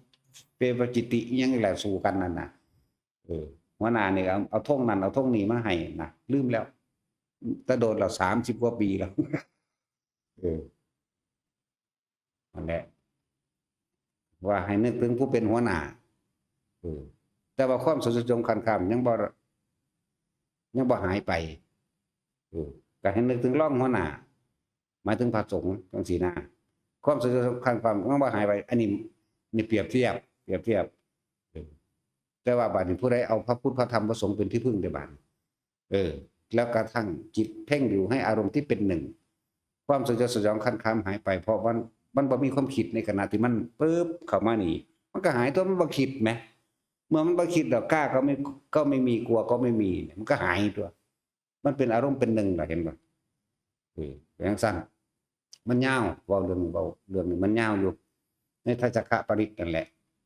ถึงซั่น นึกถึงพระพุทธเจ้าจิตไว้ตั้งมั่นอยู่ในอารมณ์เป็นหนึ่งคือกับพระพุทธเจ้าถ้าบ่นึกถึงพระเจ้าพอนึกถึงพระธรรมก็บอกถ้าบ่นึกถึงพระธรรมนึกถึงพระสงฆ์ผู้ปฏิบัติดีปฏิบัติชอบหรือดีหรือบ่ดีหรือชอบหรือบ่ชอบก็สร้างเถอะมันตั้งอยู่ในตัวเองแล้วความกลัวก็หายไปความกล้าก็หายไปนี่พูดถึงพระพุทธคุณก็ตั้งหากธรรมคุณสังฆคุณก็ตั้งหากดอกท่านได้เว้าไปเรื่องนั้นเว้าเรื่องอันจิตตั้งมั่นเป็นอารมณ์เป็นหนึ่งซะก่อนซื่อๆและบัดนี้ในอนุสติ10ระลึกถึงอันใดอันหนึ่งที่พุทธธรรมสงฆ์แล้วศีลานุสตินึกถึงศีลทั้งสี่เทวตานุสติบ่แม่นนึกถึงเทวดาเป็นคนกองย่องเด้นึกถึงหิริโอตตัปปะนึกถึงเกรงกลัวต่อบาปจักบ่ล่ะหิริโอตตัปปะมีความละอายต่อบาปมีความเกรงกลัวต่อบาปบ่กล้าเฮ็ดเป็นหนึ่งในอารมณ์เดียวมันก็เลยเป็นศีลขึ้นมาเองดอกนั่นก็ไปหันตัวสั่นแหละอนุสติ10อย่างจาค่านุสติเวลาตกทุกข์ได้ยากมากก็นึกถึงสิ่งที่ตัวเองทำไว้นึกถึงทานที่ตัวเองทำไว้เอาสมมติว่ามันสิตายมาเอาท่านกูก็ได้เฮ็ดเต็มที่แล้วล่ะศีลกูก็เฮ็ดเต็มที่แล้วที่พึ่งของกูก็มีสัพพะรัตตัยแล้วล่ะตายก็มึงตายเถอะนั่นอะไรเวลาเกิดเหตุการณ์ขับขันตกทุกข์ได้ยากยังมากผู้ใดอยากฮู้ว่าไปมีบุญบ่มีบุญกับตัวนั้นแหละมันจะแรงเข้ามารองรับเองโดยต้องประขอร้องอ่อนน้อยไผดอกสิ่งที่ตัวเองกระทำไว้นั่นแหละปกป้องคุ้มครองตัวเองสั่นเป็นว่าสตินึกถึงคำว่าสติมันกว้างขวางกว้างอนุสติ10ก็10แล้วเบิ่งนู่นน่ะธรรมดาจนฮอดมรณานุสติแล้วอุปัสสมานุสติมรณานุสตินึกถึงความตายเป็นอารมณ์เป็นอารมณ์ให้มันเป็นหนึ่งนั่นแหละอุปัสสมานุสติเพิ่นเว้ารวบยอดไว้ว่านึกถึงพระนิพพานเป็นอารมณ์นะเรารวบยอดผิดจักอย่างดอกบัดนี้พวกเฮานั่นน่ะเน้นเอาอานาปานสติโลดเน้นเอาตัวนี้โลดคนที่เจริญฌานเว้าสละสลวยโพดคนที่คิดถึงลมหายใจเข้าลมหายใจออกมีอาการปิติเกิดขึ้นระหว่างทำกลางหน้าผากซึ่งเทคนิคนี้เฮาก็เป็นผู้กำหนดขึ้นมาว่าเพื่อให้เกิดความเข้าใจง่ายเพื่อให้มีจุดยืนว่ามันให้มันมีจุดยืนมีตั้งมั่นบ่ให้มันไขว้เขวในหลายๆอันหลายๆอย่างก็เลยเอาระบบนี้แบบนี้มาเฮ็ดให้มันรู้แบบนี้ซะก่อนอย่างอื่นๆมันต้องสิเกิดขึ้นมาอีกดอกในอันปิติ5อย่างมันสิเกิดขึ้นมาเองดอกก็เลยว่าเอาแบบนี้ให้ทุกคนมันมีหลักในตนเองบ่อยากให้ไขว้เขวนึกถึงลมเข้านึกถึงลมออกมีอาการปิติเกิดระหว่างกลางคิ้วกลางหน้าผากเอาแค่นี้เป็นปฐมฌานแล้วเป็นสมาธิแล้วก็ว่าสมาธิแปลว่าจิตตั้งมั่นมันตั้งมั่นอยู่ไสในช่วงเอกคตาจิตเอกตารมณ์อันเป็นอุเบกขาอันนั้นแหละเอิ้นว่าสมาธิอันนั้นแหละเอิ้นว่าสมาธิอันนี้แหละคนที่เป็นแล้วหูดังนี่รู้ลมเข้าออกกับความนิ่มๆนวลๆอยู่กลางคิ้วนั่นแหละเอิ้นว่าสมาธิแล้วให้มั่นใจในว่าสมาธินี่เด้อส่วนปิติทั้งหายอย่างอื่นๆมันสิค่อยๆผ่านมาเรื่อยดอกสิอธิบายอยู่เรื่อยๆดอกแนวมันอธิบาย ตั้งมั่นอยู่กับอันเดียวเลยขนลุกขนคิ้งลุกเวอว่าขนหัวลุกกะลูกนิ่มๆนวลๆระหว่างกลางหัวเหนือหน้าเพื่อมือเศร้าไกลลูกเป็นคือลมหัวกุดหน่อยๆอยู่กลางหัวก็ให้ลูกซื่อๆบ่ให้คิดออกให้อยู่ในนี่อยู่ในจุดเดียวนี่ลมนี่บางที่จนนี่มันหายก็สร้างแต่ว่าลมเป็นหลักคือเก่าปิติอย่างอื่นก็เกิดขึ้นมาเองแต่ว่าบ่ต้องไปหาความหมายของปิติอย่างอื่นนะปิติเป็นเครื่องยืนยันว่าเป็นผู้ทรงฌานเจริญฌานที่1 2 3ว่าไปนี่ทุกคนให้มั่นใจตัวนี้เด้อให้มั่นใจอยู่นี่ซะก่อน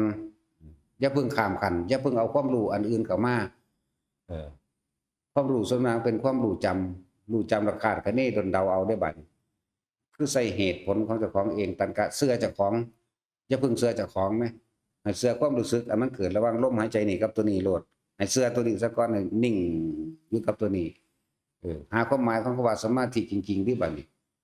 ให้มันรู้ในตนเองเกิดได้ตนเองนี่ความรู้ในหนังสือผมก็อธิบายไปบายเป็นกลางๆอะไรแต่ว่าเขาบ่เข้าใจเองถึงว่าให้ผู้คนตั้งมั่นให้มันได้ลักคักๆถือวางได้ดีเนาะถ้ามันได้ลักแล้วมันมั่นใจอยู่หม่องนี้โลดถ้ามันมั่นใจอยู่หม่องนี้แล้วมันบ่คิดอย่างอื่นดอกนอกนั้นก็แค่ว่าเป็นผู้มีสติรู้อยู่เวลาอาการปิติอย่างอื่นเกิดขึ้นขนกิ้งลุกวาบเนื้อกระตุกก็จะไปคิดน้ำหม่องมันกระตุกอย่าออกจะคิดออกคืออยู่แต่ลมนี่คิดกับลมเขาลมออกนี่กับความรู้สึกกลางหน้าผากนี่เท่านั้นมันโยกก็บ่ต้องไปหาเหตุผลเขาค้ำโยกมันโยกซ้ายโยกขวาโยกหน้าโยกหลังมันวื้อขึ้นมาคือสิให้สิห้องไปก็บ่ต้องไปคิดว่าเกิดขึ้นจากสาเหตุหยังร้ายแลดีอย่าไปหาความหมายอยู่นี่โลดให้มันตั้งมั่นคักๆกันตั้งมั่นในนี่นั่นแหละสมาธิไอ้ตัวเอกคตาจิตเอกคตานั่นแหละสมาธิอันตัวนี้แหละให้มันใจอยู่ตัวเดียวนี่แหละ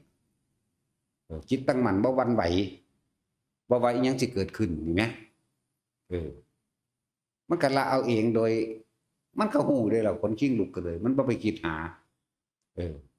คนเกิดใหม่ก็เป็นธรรมดามันก็แวบไปอยู่ทั้งที่ฟังเข้าใจนะมันก็แวบไปอยู่แวบเป็นแวบคิดนั่นอันนี้อยู่แต่ยังก็สร้างบัดนี้รีบกลับเข้ามาลมปั๊บโหลดนะนั่นขุทกาปิติเกิดขึ้นคนขี้ลุกขุทกาปิติว่าเบิดหนังหัวผมตั้งสร้างล้างกระสร้างมั่นใจในลมเขาออกตัวนี้มันสิท่วมจุดอุณหภูมิพร้อมเด้อเวลามันเป็นเขาเต็มที่ของมันแล้วมันสิท่วมจุดอุณหภูมิคือเฮาบ่ฮู้ว่าอุณหภูมิเกิดระเบิดที่จริงเกิดอยู่แต่ว่าตัวนี้มันแห้งกว่าตัวคนขี้ลุกมันแห้งว่าขึ้นกว่าสังล้างเลยตัวก็สิเป็นคือแข็งๆไปพร้อมพุ่นล่ะแต่ว่าเฮาบ่ปล่อยมันเข้าบ่ปล่อยมันลึกไปเฮาสิกลับมาลมยึดลมไว้อย่างก็สร้างคิดถึงลมไว้อย่างเดียว คิดถึงลมอย่างเดียวลมเข้าลมออกนี่แล้วตัวนี้ก็หายไปดอกนั่นเกิดเด้อเกิดดับเด้อมันหายไปแล้วเกิดดับแล้วเด้อนั่นปิติอันกุตกาปิติก็เกิดดับแล้วเด้อตัวนี้ก็มันยังอยู่คือเก่านี่จึงเรียกว่าสมาธิจิตตั้งมั่นมันกับมันอยู่ในเอกคตาจิตเอกคตาลมโตเดียวนี่อารมณ์เดียวนี่อารมณ์นี่คืออารมณ์มันเป็นอุเบกขาเด้เป็นเวทนาก็เป็นอุเบกขาเวทนานั่นแหละว่าท่านสุขว่าท่านทุกข์เพราะว่ามันบ่ได้คิดไปพุ่นไปพี่พอใจบ่พอใจมันก็มันบ่ได้ออกไปตั้งมันนี่ตัวเดียวตั้งมันอยู่นี่ คำว่าอยู่นี่ก็คืออยู่ลมนี่กับกลางคิ้วกลางหน้าผากของเองนี่พูดถึงว่าขุทกาปิติอันนี้ปิติที่สองบ่แม่นเรียงลำดับแบบนี้เด้อแล้วถ้าไผสิเกิดเด้อ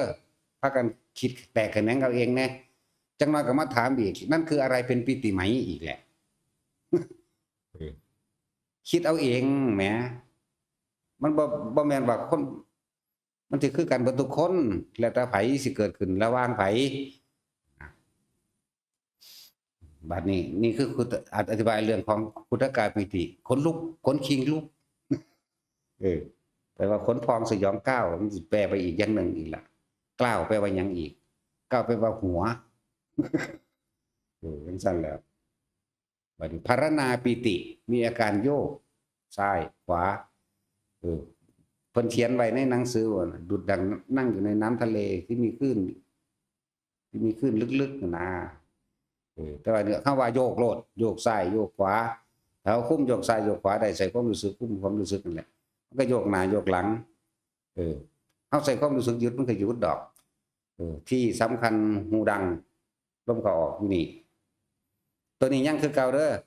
แต่เป็นอาการภารณาปิติเกิดขึ้นโยกนี่ตัวนี้ยังคือเก่าหมายถึงลมเข้าออกกับนี่ยังมีความรู้สึกได้คือเก่าบ่เหมือนขุทกาปิติคนลุกมันท่วมความรู้สึกนี่ไปแล้วนะ แต่ว่าวิธียึดก็คือลมอย่างเดียวนั่นแหละอย่าปล่อยมันไหลลุ่มลึกเข้าไปน้ำมันนั่นแหละคือมันออกจากสมาธิเขาว่าออกคือคิดออกคือคิดไปหาอันความหมายคิดไปหาเหตุต่างๆคิดไปหาผลว่าร้ายหรือดีออกคือคิดบ่แม่นลุกย่างออกไปจากท่านั่งถ้ายืนถ้าเดินถ้านอนเด้ออุ้ยเอาปานนี้แล้ววะเบิ่งดูมันสิเข้าใจบ่วะถ้าว่าเข้าใจก็ไปตายซะก่อนเด้อไปก็ดีถ้าอยู่โดนหลายมันสิบาปไปใส่เวรกรรมอย่างในนรกซะก่อนเกิดเอาใหม่เพราะว่าความหลงคุ้มอยู่คือเก่ามาเกิดคือเก่าพูดถึงพารณาปิติแล้วเนาะโยกเข้าใจแล้วเนาะขณิกาปิติเนี่ยตอนที่มันจุกมันแน่นเข้ามาเอาหรือหายใจไม่เข้าหรือมีความรู้สึกร้องไห้เด้อจังสิก็บ่ต้องไปสนใจสาเหตุหยังบ่ต้องไปคุ้มมั่นห้องหรือบ่ห้องแต่ว่าให้คิดถึงลมเข้าออกกับอาการนี้ไว้คือเก่าจุดนี้ยังคือเก่าความรู้สึกนี้ได้คือเก่ามันสิให้สิห้องกระสร้างพวกเจ้าอย่าอินเข้าไปกับอารมณ์นั้นกับความรู้สึกนั้นบ่จะไปอินเข้าไปแล้วจังว่าอย่าไปลุ่มลึกอย่าไปกับมันจะไปคิดลึกหยังกับมันคนที่ให้ส่วนมากมันสิคิดลึกซึ้งถึงผู้นั้นผู้นี้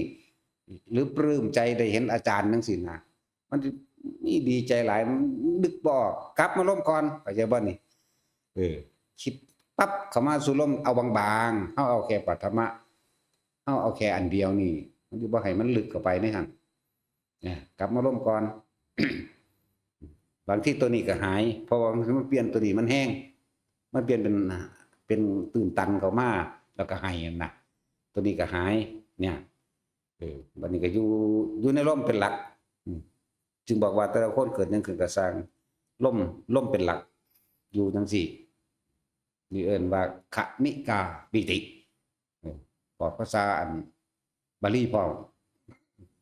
โอกันติกาปิติเดบัดแสงสว่างเกิดขึ้นมันสิแสงเกิดขึ้นบ่ได้กระสร้าง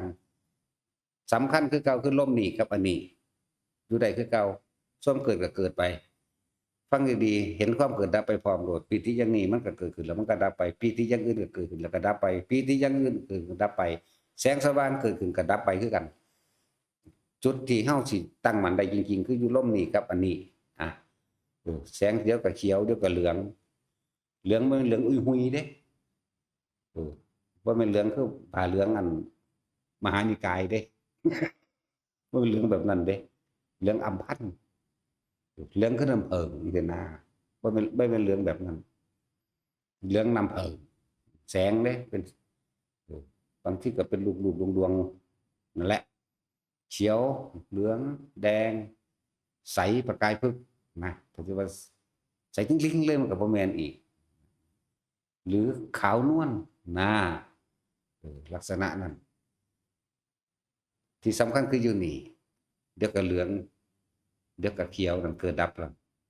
เขียวเกิดเขียวดับเหลืองเกิดเหลืองดับขาวนวลเกิดขาวนวลดับหมดละไปเบิดตัวอันแล้วล่ะเด้อไปก็ดีถ้ามันเป็นสีสิวก็คิดเอาเองเนี่ยเด้อว่ามันก็เกิดดับเพื่อกันเด้อแม่นบ่ว่าสีสิวก็เลยก้อนดำๆก็คือกันมีคือกันเด้มันก็เกิดดับเพื่อกันบางที่มีอันขาวๆคือเขาสูบยาเฮ็ดปากอมๆเด้อป๊อกๆๆออกจากหน้าผากเฮาพุ่งออกให้เข้าใจคำว่ามันเกิดดับบ่แม่นไปตามรูบ่แม่นไปตามว่ามันเกิดขึ้นจากหยังเศษหยังไรหรือดีคืออีหยังพร้อมเด้อและบางครั้งเนี่ยอยู่ในอกการวิการปิติคือเก่าเด้อเห็นลมหายใจของเจ้าของเองเป็นคือลมคือควันยาสูบไหมเข้าออก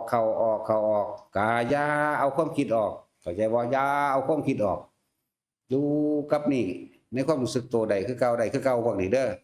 อันจุดนิ่มๆนุ่มๆก็ได้คือเก่าลมหายใจก็ได้คือเก่าแต่มันสิมีตัวซ่อนออกมาเห็นทางเทียแม้นกับทั้งเสียงลมหายใจฟิตเด้คือคนหายใจบ่คือจังไงมันฟีดบีดแหมเนาะเคยเป็นบ่ดอกนี่สึกหลึง ว่าถ้าถามยังขึ้นใส่ไปก็เลยพุทธศูนย์คือหยังนี่เด้ ผู้อธิบายเนี่ยอธิบายยานบ่เข้าใจเอาความรู้สึกเอามาออกมาอธิบายความรู้สึกที่เห็นที่เป็นเราเองก็ได้มาเว้าอยู่นี่ในหนังสือมันบ่มีบอกว่านี่เด้มันบอกแต่หาอย่างหน่อยๆนึงเด้นั่นแหละบ่ต้องสนใจอยู่นี่อย่างเดียวนั่นแหละเนื้อกระตุกก็อยู่นี่อย่างเดียวบางที่แสงสว่างข้างหลังเฮาก็เห็นขนาดเฮาบ่เลี้ยวไปเห็นเข้าใจว่านี่หมายถึงตานี่เข้าใจว่านี่นั่นแหละก็แค่ให้เห็นเฉยๆให้รู้เฉยๆให้ได้ยินเฉยๆมันสิมีสอดเข้ามาอยู่ในคำว่าโอกันติกาปิตินี่บางที่นิมิตเสียงกายาไปหาความหมายแห่งเสียงให้ยินซื่อสมมุติว่าเสียงนะมันจิกๆจักๆมันก็เกิดดับแล้วนี่จิกแล้วก็ดับไปจ๊อกนี่แหมเขาบอกกันพุ่มพัมนี่หมายถึงให้มันรู้ความเกิดดับหมดล่ะแต่เฮาสิตั้งใจฟังมันหายไปอันมันออกจากความตั้งมั่นหรือไอ้พวกตั้งใจฟังนี่เข้าใจบ่ว่าซั่นนางกาลีเพิ่นสิข่มปิติเอาไว้ได้ระวังจิตเป็นกลางเอาไว้คือสมาธิจิตตั้งมั่นดีแล้วเพิ่นก็ฟังยักษ์เขาคุยกันสาราคิตายักษ์กับเหมวตายักษ์คุยกันนั่นน่ะแล้วจนบรรลุโสดาบันได้นั่นน่ะนี่เอิ้นว่าข่มปิติเอาไว้ได้นี่จังว่ามันไปคิดพอดีเดี๋ยวเลยนำมาเปรียบเทียบให้ฟังนี่คือการข่มปิติเอาไว้ได้แล้วตามเห็นความเกิดดับเห็นความเกิดดับนี่มั้ยเสียงเขาบอกพุ่มไปมันก็บ่เว้าอันเก่านี่แหละมันเว้าใหม่ไปเรื่อยๆสินะนี่เปรียบเทียบบ่ให้เป็นนำฟังเด้คือเฮาข่มปิติเอาไว้ไม่ได้คือกองไฟมันเกิดขึ้นนั่นอยู่ประมาณ100เมตรนี่เกิดความอุ่นใจขึ้นเห็นบ่นี่ว่ามีคนมาแล้วกูบ่ย้านแล้วแหมนั่นมันถูกหลอกออกจากสมาธิเด้นั่นน่ะย่างไปหาเขาย่างไปมันก็เลื่อนไปพร้อมถ้านั่งลงมันก็อยู่ลงคือกันกับเฮามันอยู่ในระดับเก่าใน100เมตรนั่นแหละซั่นแหละนี่จิตไม่ตั้งมั่นบ่ได้รู้จักบ่นี่ละว่าไม่ตั้งมั่นแล้วนั่นแหละเสียงยังคือกันอันนี้เฮาเปรียบเทียบโดยนิมิตเหล่านี้เปรียบเทียบอยู่ในของโอกันติปาปิติเพราะว่ามันเกิดภาพนิมิตต่างๆปรากฏไม่ใช่เฉพาะนิมิตภาพนิมิตแสงนิมิตเสียงก็นิมิตเสียงนะกลิ่นมื้อนี่เหม็นหอมมีเบิดแต่ว่ารู้เฉยๆแค่ว่าเหม็นรู้เฉยๆว่าหอมบ่จำโอ้ยเหม็นซากสัตว์โอ้ยเหม็นซากผีโอ้เหม็นซากเป็ดนี่คือออกจากสมาธิออกจากความคำว่าตั้งมั่นก็เลยทุกคนนี่ตั้งมั่นกับลมหายใจนี่ครับอาการนิ่มนวลนี่เอาตัวนี้มายืนยันไว้อันนวลๆอยู่กลางคิ้วกลางหน้าผากเฮาเองเอาตัวนี้มายืนยันไว้ว่าอารมณ์มันเกิดบ่ได้เพราะว่ายังเป็นอุเบกขาเวทนาอยู่ถึงจะเป็นความรู้สึกอันเป็นอุเบกขาตัวนี้แหละตัวสำคัญอันนึงจักว่ามันจะค่อยพิจารณาความคิดบ่ให้มันไปนั่นแหละจิตได้จิตกันรวมอยู่ในตัวเดียวกันการพิจารณาจิตอยู่ด้วยกันเลยส่วนธรรมทั้งหลายคือสภาวะที่ว่าปรากฏการเกิดขึ้นให้เฮาฮู้เฮาเห็นแต่ว่าเฮาไม่หวั่นไหวนี่แหมนั่นแหละแต่ว่าเฮาไม่หวั่นไหวไม่หวั่นไหวคือไม่คิดออกจากลมหายใจกับความรู้สึกอันนี้นี่แหละมันมีอยู่ในหั่นแหละสมถะและวิปัสสนาเป็นหนึ่งเดียวกันสมถะภาวนาวิปัสสนาภาวนาอยู่ในกันเลยเด้ออยู่ในกันเลย3ขั้นนี่แหละครับว่าเอกคตากิเอกวัตนั่นแหละเรียกว่าสมาธิก็ดีบัดนี้ความรู้สึกคือลมเข้าลมออกกับนิ่มๆลงกลางนั่นแหละสมาธินั่นแหละจิตตั้งมั่นนะขนาดนี้เน้นย้ำถ้าเฮาชินชากับอาการปิติเกิดขึ้นแล้วพันยืนเดินนอนนั่งนะชินชากับอาการปิตินั้นนี่เกิดยังปิติหยังอีกบ่ทันอธิบายนี่มันสิลืมแล้วนี่โอกันติกาปิติอธิบายแล้วอุพงคาปิติยังบ่ทันอธิบายนี่คล้ายๆมันสิเป็นคือเจ้าของลอยขึ้นหอขึ้นแล้วบางทีก็เป็นโตใหญ่ขึ้นขึ้นเต็มห้องเลยเฮาสิตกใจอยากมื่นตาเบิ่งแต่คนสำหรับคนหลับตานั่นแหละจึงบอกว่าเน้นลืมตาเด้อเน้นมื่นตาบ่ได้เน้นหลับตาอีหยังบ่ผิดจักอย่างดอกอันเม้นหลับตาหรือลืมตาก็ดีบางทีมันก็ยืดขึ้นสูงไปนะตัวสิเป็นสติโตสิเป็นเครื่องระลึกโตสิเป็นตัวบอกเฮาได้ก็คือตัวลมหายใจนี่กับอันนี้เพราะทุกอย่างนั่นน่ะมันก็เกิดกับดับเท่านั้นบ่ให้สนใจนะ เนื้อกระตุกมือสะบัดคล้ายกับไฟช็อตจับผู้อื่นก็ช็อตได้แต่ผู้ใดขึ้นมาแบบนั้นแล้วเกิดจากหยังจะมาถามเด้กูสิศูนย์ใส่รถจังว่าให้ทิมอาจจะว่าล่ะมันที่มีกำลังกูสิถามนะกูต้องดักไว้ก่อนพวกนี้เกิดจากหยังก็เกิดจากหยังก็สร้างมันเป็นหยังเกิดจากสุคิดนั่นน่ะแต่สุบ่คิดก็บ่มีแนวเกิดฟังดีๆเกิดจากหยังแต่เกิดจากคิดแต่บ่คิดก็บ่เกิดมันจะทิ่มไปเลยมันก็ดับไปของมันเองก็ดับไปของมันเองดอกนี่แหละนี่เห็นบ่นี่คำว่าวิปัสสนากับมันสมาธิคู่กันแล้วเพราะว่าจิตมันตั้งมั่นมันก็เห็นไปพร้อมๆกันได้ไปพร้อมๆกันนั่นแหละจังว่าเน้นย้ำเหลือเกินว่าจากซุปเมอร์เด้อันเบาแนวนี่ทุกมือเลยบัดนี้ชินชากับอาการปิติอย่างต่างๆลักษณะเหล่านี้แล้วนะเฮาสิเข้าใจอีกอันนึงเวลาสิทำความให้ทุกคนเข้าใจในระบบแห่งการปล่อยวางอีกอันนึงอาการพวกนี้เฮาก็บ่นำมาคิดมาหาเหตุผลกับมันแล้วบัดนี้เฮาสิเห็นโดยภายนอกคือเฮาเห็นคนย่างไปย่างมานั่นแหละเขาย่างมาคุยกันเรื่องนั้นโจกเจ๊กหูยินรู้เรื่องรู้ว่าหญิงรู้ว่าชายรู้เรื่องรู้ว่าเด็กผู้ใหญ่รู้ว่าใส่เขียวเสื้อสีเหลืองเขียวแดงดำรู้หมดแต่ไม่เข้าไปยุ่งกับเขาคือบ่คิดกับเขาว่านี่ตัวนี้เป็นตัวตั้งไว้คือเก่าตาเห็นเขาบอกกันเรื่องนี้แต่ว่าเฮาบ่ไปคิดยืนยันตัดสินผิดถูกกับเขาอารมณ์เกิดบ่ได้พบเกิดบ่ได้มันอยู่นี้นั่นแหละมันจะคอยหดสั่นเขาเองดอกยังก็ดีมันจะคอยเข้าไปสู่คำว่าสังขารุเปกขายานเห็นสิ่งทั้งหลายทั้งปวงเกิดขึ้นแต่เฮานั่นน่ะว่างจิตเป็นอุเบกขาได้นี่มันจะเข้ามาแต่เองดอกอันนี้เด้อตาเห็นเขาคุยกันเรื่องนั้นเรื่องนี้ผู้หญิงผู้ชายกระเทยท่อมไล่เอาเบิดโหลดมาหน่อยไม้ใหญ่ไม้สีเหียนมาแดงมาขาวมาไล่มีตัวนึงเฮาบ่คิดแต่เฮาเห็นอยู่หูอยู่เฮาบ่คิดนำเขาเพราะเฮาไม่ออกจากกายเวทนาจิตไม่ออกจากกายเวทนาจิตของตนเองมันสิรวบเป็นตัวเดียวกันจักบ่กายเวทนาจิตมันรวบเป็นตัวเดียวกันแล้วนี่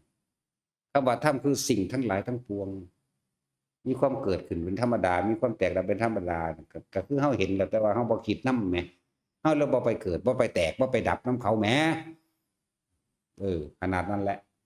นี่ดูจังซี่ตัวย่างไปอีกบางนึงว่านี่ตัวว่าได้กินเหม็นมากสิก็ฮู้ว่าเหม็นหรือว่าคนที่ชินชาในสัญญาอันว่ากินหนูตายก็ฮู้ว่าหนูตายแต่ว่าบ่ไปได้หาหม่องมันตาย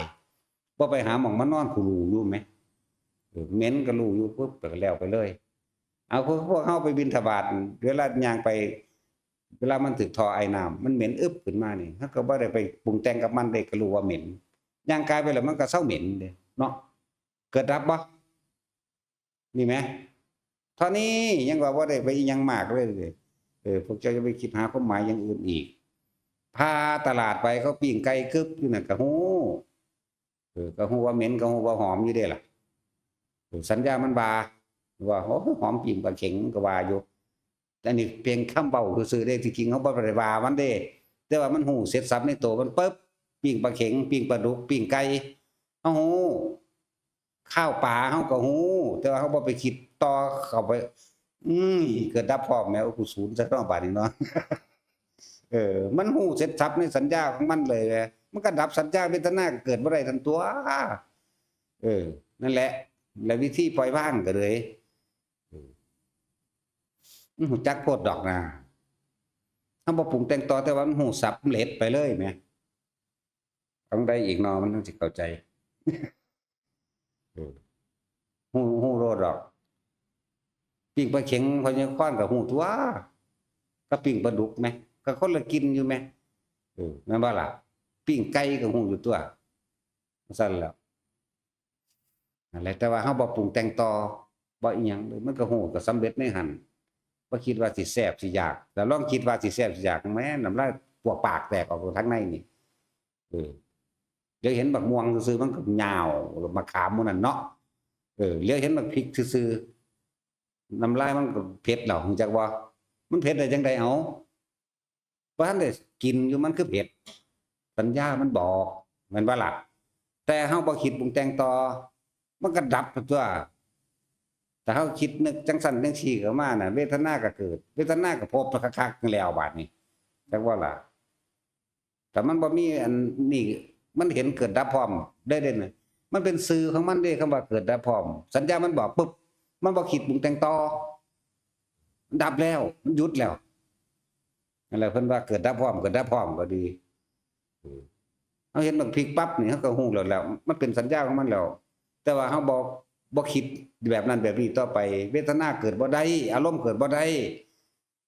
มันก็นิโรธนั่นตัวนี่แหละสัญญาเวทยิตตนิโรธมันเป็นนั่งหลับตาอยู่บักโดนๆอันนั้นก็อีกแบบนึงเด้อ อีกแบบนึงอันนั้นเพิ่นต่อเข้าไปว่าสมาบัติสัญญาเวทยิตตนิโรธสมาบัติพูนพระอรหันต์พุ่นเขาเด้อจังซั่นผู้เพิ่นเก่งในนั้นอรหันต์สุขวิปัสสกาเข้าบ่ได้ดอกโอ้ยเว้าไปเฮ็ดหยังดอกก็จังซั่นซื่อๆเนาะมันเกินสติปัญญาพวกเฮาสิเข้าใจได้เพราะเฮาเฮ็ดบ่เป็นจังซั่นแหละเกินเอาแค่นี้นะเอาแค่ตาเห็นแต่ว่าบ่คิดบ่นึกนี่แหมแต่เห็นอยู่ได้ฮู้อยู่ได้ว่ามันหยังเห็นบักม่วงก็ฮู้อยู่ได้ว่าบักม่วงเห็นบักพร้าวบ่ปรุงแต่งต่อไปอีกแน่มันก็ฮู้โลดว่าบักพร้าวก็จบเลยส่ำนั้นแหมมันบ่คิดไปอีกแหมบ่ฮู้มันก็ฮู้จังซี่นั่นเอิ้นว่าดับสัญญาแม่นบ่ล่ะผู้หญิงหรือผู้ชายมันก็ฮู้เด้ก็อย่าไปปรุงต่อมันก็ดับสัญญานั่นตัวนั่นแหละมันก็เหลือแต่เป็นกองเป็นหมวดเป็นขันธ์รูปขันธ์เวทนาขันธ์สัญญาขันธ์สังขารขันธ์วิญญาณขันธ์มันก็เหลือตัวแค่นี้ร่างกายนี่ก็เป็นคือร่างกายคนทั่วไปหิวร้อนหนาวคือกันนั่นแหละตัวใจนี่มันบ่ปรุงแต่งต่ออีกแล้วร้อนก็ไปเฮ็ดให้เย็นหิวก็ไปหาให้กินหนาวก็เอาผ้ามาห่มจังไฟผิงคือกันนั่นแหละจังซั่นป่วยก็รู้ว่าป่วยแต่ว่าบ่ได้โอดครวญบ่ได้โวยวายฟูมฟายผู้ใดตายก็ตายเสมอกันนั่นแหละบ่ได้เกี่ยวกับว่ามันฮอดบ่มีญาติแล้วเข้าใจบ่นี่แต่ว่ามีแต่ความเกี่ยวของว่าโอ้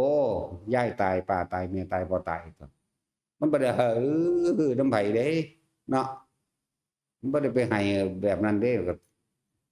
หรือทำมาสังเวชทำท่าเฮ็ดถึงหลึงซื่อๆดอกเข้าใจบ่นี่ถึงหลึงทำท่าเศร้าถ้าสิหัวล้อล่าเรื่องผู้นั้นตายผู้นี้ตายก็ว่าบ่ได้เนาะเลยทำท่าจักว่าล่ะ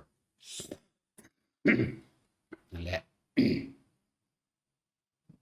เราจึงให้ทุกคนฝึกแบบสมาธิลืมตาจิตตั้งมั่นทั้งที่ลืมตา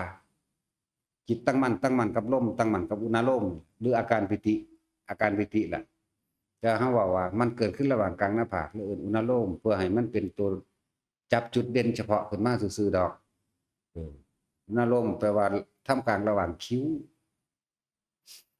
หลังคิ้วหน้าผากบางทีมันก็เชื่อมใส่กันอยู่เลยว่า2อย่างระหว่างคิ้วกับหน้าผากเป็นสั้น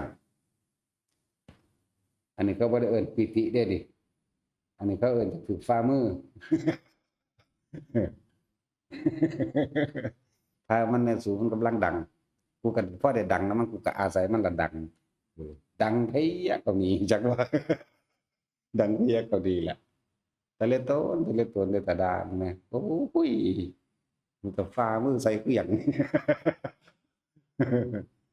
กูข้างบ่เล่นต้นมึงดอกถ้าไปนั่งตั้งไว้นำเขามันไปแง่คุณพวกนั้นบ่ฮู้จักว่าพวกเบิ่งในโทรศัพท์ถ้าไปเอาไว้มันสินั่งอยู่กลางมันสิแง่ผู้นี้เด้แล้วก็เกาตีนเขาเด้เขาก็หัวก็มี แต่เขาบ่เล่นนำบ่ปากแง่หูดังหมดเด้บัดนี้ มีเบิดล่ะมาบัดนี้สมน้ำหน้ามึงบ่บาดนี้มึงมาแง่กูดิฟ้ามึงใส่กำลังเป็นดาราจังซั่นล่ะตัวน่ะสนแม่มึงบอก นำไปคิดนำไปพิจารณาเด้อแต่ละอันนำไปเฮ็ดนำไปเฮ็ดให้ตัวเองมันคงในนี่อย่างเดียวโลดนี่แหละคำว่าสมาธิก็เลยสนิกะคณิกะหรือ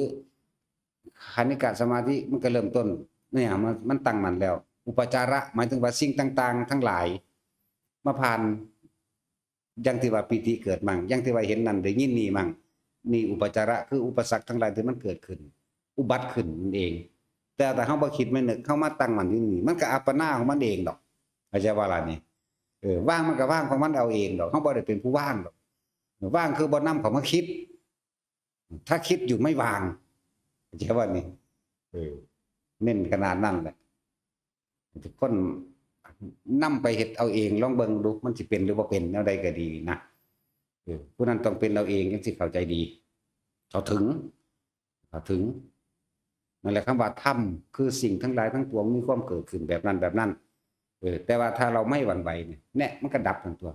เป็นยากหยังบ่หวั่นไหวคือบ่นำเข้ามาคิดในรูปร่างลักษณะท่าทางของบุคคลสัตว์สิ่งของเห็นอยู่นี่แต่กูตั้งมั่นอยู่พี่จะว่าจิตเฮาตั้งมั่นอยู่ในลมหายใจนี่ครับอันนี้ไว้ยืนยันไว้ตัวนี้คนแลนเฮฮาไปหยังก็แล้วแต่ซื้อเสียงเพลงเปิดบ่ลืมตุ้มตั้มก็ตามเฮาบ่ไปลองน้ำมันแหมจักบ่เฮาบ่ไปหือน้ำมันน่ะนะโอ้เพลงหือมีบ่วะเนาะจะสิได้ร้องเพลงให้ฟังบ่เด้อมันสิเข้าใจเนาะมันสั่นเด้อเฮาบ่คล้อยตามไปน้ำมันพี่มันตั้งมั่นหูก็ได้ยินอยู่บัดนี้โดยสัญญาของมันคือเฮาเพลงนี่เฮามักมาแต่เก่าก่อนเฮาก็ฮู้อยู่เด้ล่ะว่ามันร้องเพลงนี้ผู้นั้นร้องผู้นี้ร้องแต่ว่าเฮาบ่คิดออกนั่นดับใจบ่นี่ดับแบบนี้หยุดแบบนี้ละแบบนี้เอิ้นว่าละก็ดีบ่แม่นต้องอย่างนั้นนะอย่างนี้นะแต่มึงยังคิดหาอีหยังเหตุผลต่างๆมันจะไปละได้จังไดมันจะไปว่างได้จังไดนั่นทินั่นเถอะเนี่ยมันเลอะเทอะจักบ่ล่ะนั่นแหละ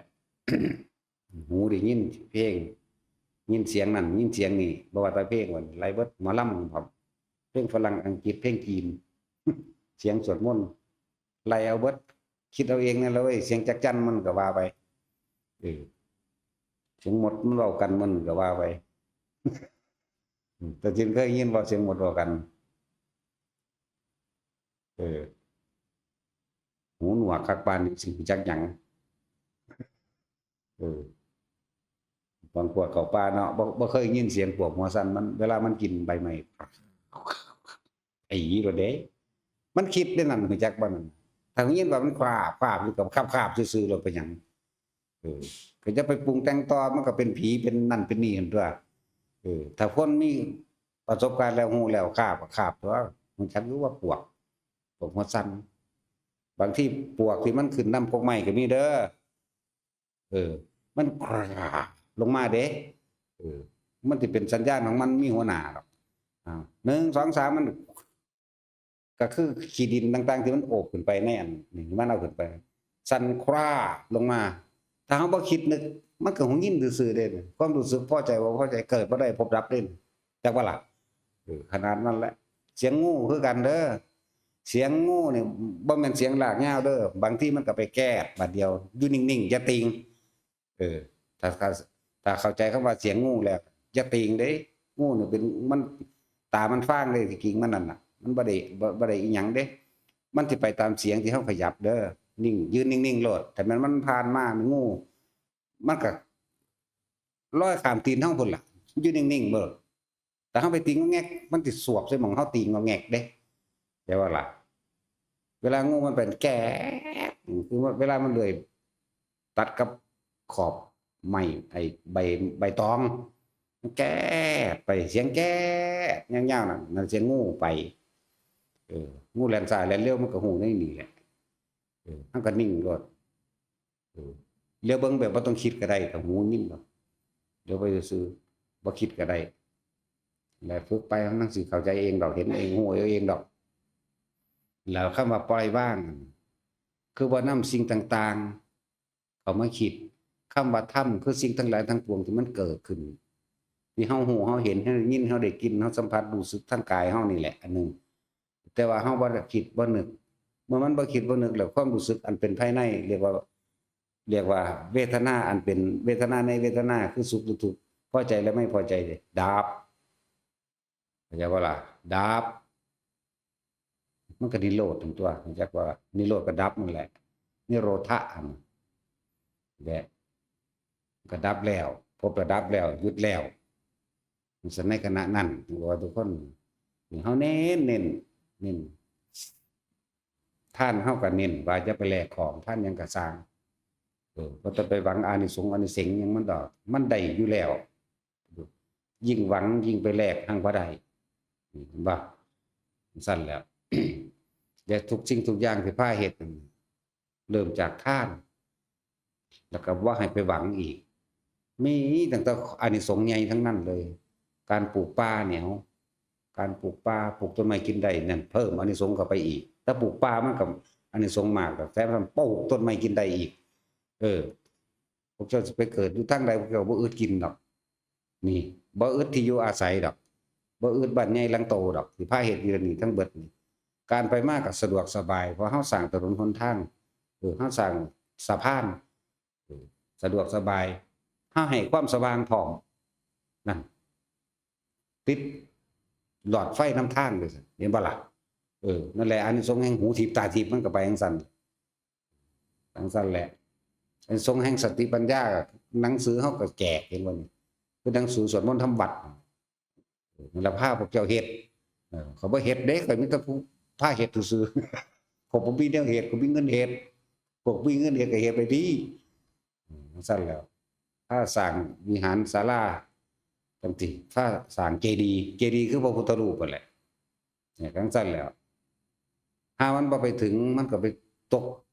ในพุทธศาสนาคือเก่าแหละมันสิไปไสจนเฮ็ดโดยสัมมาแล้วมันก็เข้าอยู่ในทางของมันเองอยู่แล้วแหมแต่ว่าถ้าผู้ใดเข้าใจคำว่าสัมมาทิฏฐิได้แล้วพระนิพพานจึงเป็นของบ่ไกลเป็นของง่ายๆนั่นแหละก็นี่เด้ก็อธิบายในวิธีให้มันถึงก็เลยนิพพานแปลว่าดับหยังดับคิดเด้หยุดคิดปรุงแต่งในความอยากได้ดีไม่เป็นจังเด้เอาอิหยังมาไว้หยุดเอาหูดังในหูดังเข้าออกพวกนี้มันก็หยุดเองตัวทั้งที่ตาก็เห็นนั่นเห็นนี่สัญญามันก็บอกเองตัวว่าต้นไม้ต้นเสือกต้นสำสาต้นยูคาต้นดอกไม้นั่นดอกไม้นี่แต่ว่าบ่คิดนึกปรุงแต่งต่อให้เห็นนั่นเห็นนี่ต้นเสาไฟมันนี่เห็นบ่ล่ะก็เห็นอยู่ได้หูได้แล้วว่าเสาไฟสายมาลงตรงยางอุ่นอัญญะฮักบ่นำก็มาคิดแน่อารมณ์มันสิเกิดได้จากไสพอใจบ่พอใจมันเกิดบ่ได้เบิดแต่เห็นหูก็คือกัน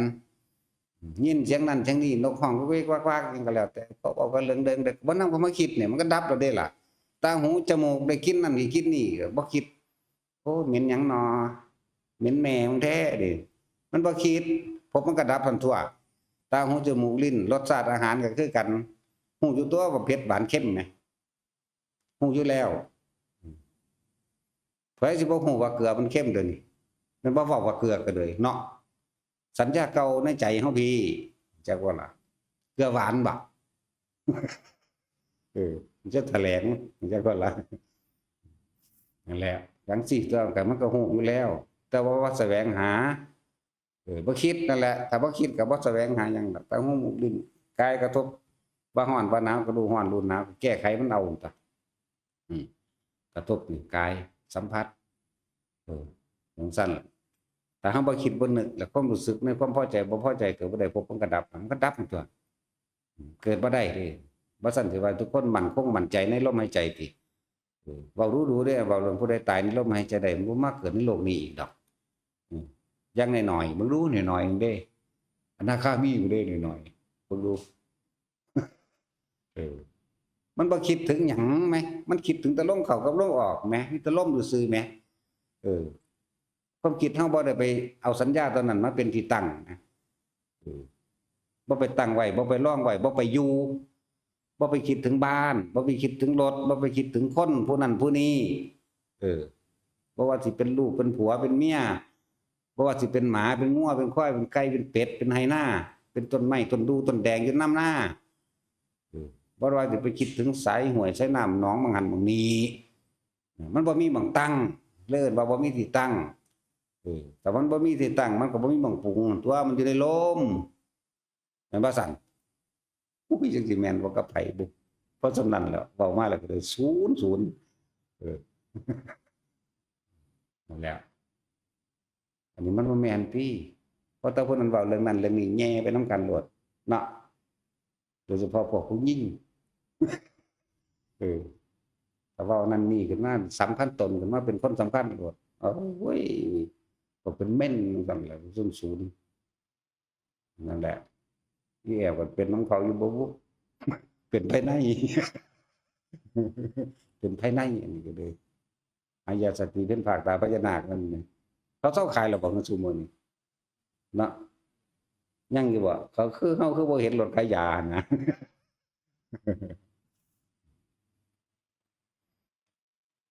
นั่นแหละทำให้มันถึงเถอะทุกคนแต่ละคนนั่นน่ะ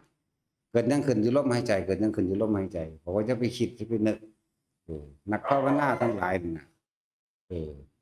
มันต้องบ่ย้านตายมันต้องบ่กลัวตายมันต้องบ่ปรุงบ่แต่งบ่นึกหยังมันย้านมันก็ตายอยู่แล้วนี่ฆ่าก็ตายบ่ฆ่าก็ตายจังซั่นแล้วไปว่าหยังก็จังรูปปรากฏนิมิตต่างๆก็คือเป็นผีเป็นนั่นเป็นนี่เป็นเปรตเป็นหยังมันก็คันยังมาคิดมานึกแค่นักนอกซำนี่โอ้ยพอดีแล้วมันได้จับจุดอ่อนของคนใดมันก็สิเฮ็ดเป็นผีพึ่งๆวิ่งมาใส่นั่นแหละมันมีเบิดละนาภาวนาเข้าไปมันเป็นเบิดนั่นแหละนั่นแหละเอิ้นว่าสภาวะธรรมหรือคำว่าธรรมคือสิ่งทั้งหลายทั้งปวงมีความเกิดขึ้นเป็นธรรมดานี่บทสรุปให้มีความเกิดขึ้นเป็นธรรมดามีความแตกดับเป็นธรรมดานี่แหมเกิดกับดับนี่แหมแต่ว่าเฮ็ดจังได๋เฮาสิธรรมดากับมันได้เฮ็ดในลมหายใจเฮ็ดอยู่ในนี่มันก็เกิดมันก็ดับมันก็เกิดกับดับเดี๋ยวมื้อนี้ก็ผีเปรตอันนั้นมาเดี๋ยวมื้อนั้นก็พระสงฆ์องค์อรหันตเจ้าองค์นั้นมาแต่ว่าบ่ได้ให้กิ่งจักอย่างเด้อเห็นซื่อๆเด้อแต่พวกเจ้าคิดว่ากิ่งพวกเจ้าออกแล้วเด้อนั่นเด้อทุกอย่างบ่มีกิ่งโลดเดี๋ยวก็เทวดามาเดี๋ยวก็พระอินทร์มาเดี๋ยวก็บอกว่าชื่อว่าจังซั่นจังซี่เท่านั้นเท่านี้แล้วพวกเข้าใจพวกกันสติวิปลาสนึกไปตัวทิพย์ตัวแดนน่ะมันอยากเชื่อจริงโดยตัวมันเองเด้มันบ่แม่นของจริงเด้หยังๆก็ดีหรือว่าอย่างหนึ่งพวกมโนมยิทธิแต่ว่ามันมโนมยิทธิจริงๆมันก็อย่างหนึ่งแต่ส่วนแบบมโนนึกเอานี่นะนึกเอาแล้วเชื่อไปตามแต่ของเห็นมีความรู้สึกว่าอย่างนั้นนะจริงนะนั่นสู้ก็ไปเกิดตามความรู้สึกศูนย์แหละเฮาสอนอยู่ตลอดบ่ให้ไปเชื่อบ่ให้ไปคิดออกบ่ให้เป็นสำคัญมันหมายยังยกตนเป็นคนสำคัญแล้วจังซั่นแหละสำคัญหยังได้ภาษาของตายเนาะนั่นแหละจึงบอกว่ามันบ่สอนดอกล่ะอันแนวนั้นน่ะเพราะว่าเห็นนั่นเห็นนี่มันปรุงแต่งต่อเอาเองอีกหลายกว่าเก่าอีกบอกบ่อยู่บ่ฟังเลยพอบอกว่านี้แหละได้เศร้าสอนเลยเอาหู้ดังอย่างเดียวโลดบาดมันอย่างหนึ่งเด้อตัวอันนั้นมันนั่นน่ะเพราะว่ามันขัดกันกับแค่เฮ็ดคือพระจุลปันถกแยกภาคกายออกมาเท่าใด100เป็น100,000จ้ะมันต่างหากแต่ซุมื้อนี้มันมโนนึกเอาแล้วบ่อยากให้ไปอันนั้นดอกอิหยังก็สร้างมันบ่ได้สำคัญเท่าลมหายใจดอกเนาะนั่นแหละอยากฮู้อันนั้นอยากฮู้แต่ว่าบ่ฮู้เจ้าของเข้าใจว่าพวกนี้ฮู้ข้างนอกเบิดเด้นี่แต่ว่าบ่ฮู้ความรู้สึกเจ้าของบ่ฮู้สารตั้งต้นแห่งใจเจ้าของเองที่มันคิดเรื่องนั้นเรื่องนี้เราเชื่อว่าเป็นจริงไปเด้สติวิปลาสเมื่อสติวิปลาสกับสัญญาวิปริตเท่านั้นแหละคิดผิดจากความเป็นจริงอย่าเอาอารมณ์เจ้าของเป็นใหญ่กว่านี้นะหรือว่าเฮ็ดจังใดเฮาสิละอารมณ์ได้เท่านึงเด้อาสวะขยะอารมณ์ความรู้สึกที่ยังคล่องอยู่เด้อาสวะนั่นน่ะคล่องอยู่ในความยินดีพอใจตัวเดียวเฮ็ดจังได๋สิละอารมณ์ได้ก็ลมหายใจเฮานั่นแหละอยู่กับมันก็คักโลดตายก็ตายแม่ในลมนั่นแหละตั้งแต่เกิดก็เกิดน้ำลมตัวลองบ่มีลมบ่รู้บ่ตายโลดไปก็ดีเนาะบ่ได้กินข้าวหลายมื้อบ่ตายเด้ลองบ่ต้องหายใจเบิ่งดูจักมื้อนึงบ่หาตะวาก็ได้เอาจัก5-6 นาทีนี่ก็ตายแล้วตัวเน้นตัวนี้ทาน กายหวังผลในทานจะไปแลกนั้นเป็นนี่เถาะเป็นหยังกับถูกแมงคือเก่านั่นล่ะจักบ่ล่ะมันสิบ่ป่วยบ่วะเกิดมารวยก็ป่วยคือเก่าบ่มีผู้ใดเอาเงินเอาทองคำเอาเพชรไปซื้อความป่วยกับไผได้เด้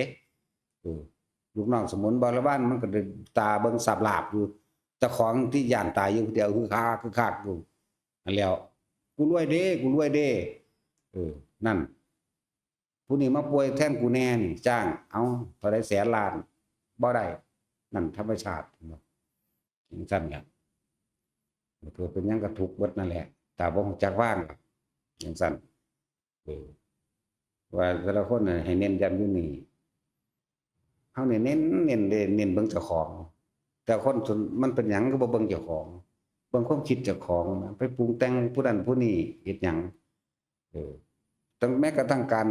ไปทำบุญทำทานบางหันบางทีปฏิบัติธรรมหันนี่หรือทำหยังหันนี่ลบลี่ไปนี่ลบลี่เฮ็ดหยังมันเป็นหยังคือเป็นอิสระจากกิเลสทั้งปวงในละเว้ยเนาะต้องเป็นอิสระจากสายตาอิสระจากความเห็นผู้อื่นอิสระหลายๆอย่างในอิสระเนี่ยถ้ามันว่าเกรงใจคนนี้แล้ว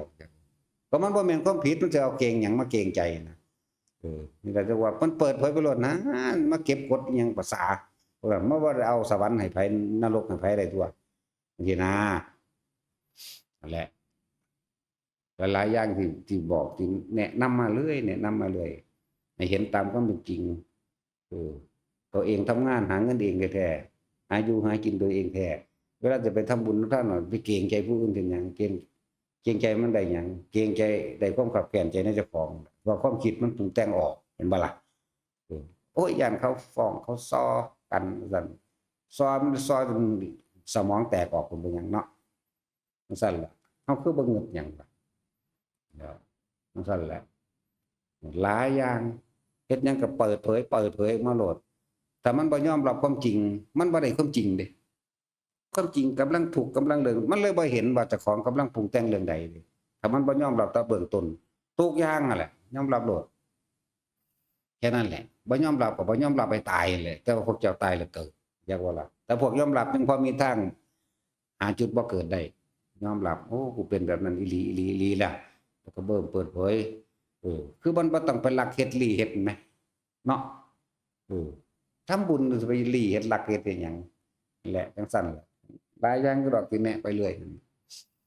แต่ที่เฮาให้ยึดมั่นไว้เลยคือลมหายใจยึดลมหายใจไว้เกิดหยังขึ้นก็สร้างอยู่กับลมนะนักภาวนาสิไปป่าก็คือกันกายเจ้าอยู่ป่าใจเจ้าอยู่ในลมหายใจคือเก่าแม่นอยู่นี่ก็คือกันอยู่ไสก็อยู่ในลมหายใจนั่นแหละอยู่กับมันโลดจนชินชาเข้าไปนั่นแหละอันละนั่นน่ะมันเป็นคำเว้าซื่อๆดอกความรู้สึกตัวนี้บ่มีแล้วนั่นละละไม่ใช่คิดเข้าใจว่าล่ะถ้ายังคิดอยู่ไม่ใช่ละยังสั่นตัวแต่บ่มีหยังถ้าเฮาบ่นำรูปรสกลิ่นเสียงเข้ามาปรุงแต่งนึกคิดก็อารมณ์มันเกิดบ่ได้พบมันก็ดับได้ล่ะแม่นบ่ล่ะบาดนี้ไม่คิดเด้อล่ะอสังขตะแม่นบ่ล่ะอสังขตะธรรมคือสิ่งทั้งหลายทั้งปวงทั้งเบิดนี่แหละที่มันมีทั้งหลายทั้งปวงนี่แหละไม่คิดปรุงแต่งในสิ่งทั้งหลายทั้งปวงเมื่อไม่คิดปรุงแต่งแล้วอารมณ์เกิดไม่ได้พบกระดับเท่านี้นึงไหมทั้งที่มีอยู่เห็นอยู่รู้อยู่บางที่เพิ่นก็เว้าเมื่อไหร่ที่เธอมีอยู่เธอย่อมมีอยู่ดูนึงมีอยู่ในภพนี้และภพหน้าพร้อมเด้เมื่อไหร่ที่เธอไม่มีเธอย่อมไม่มีอยู่ในภพนี้และภพหน้าจังซั่นแหละสมทานผมผ่างามๆเหมือนตานั้นยังผมผ่ากัน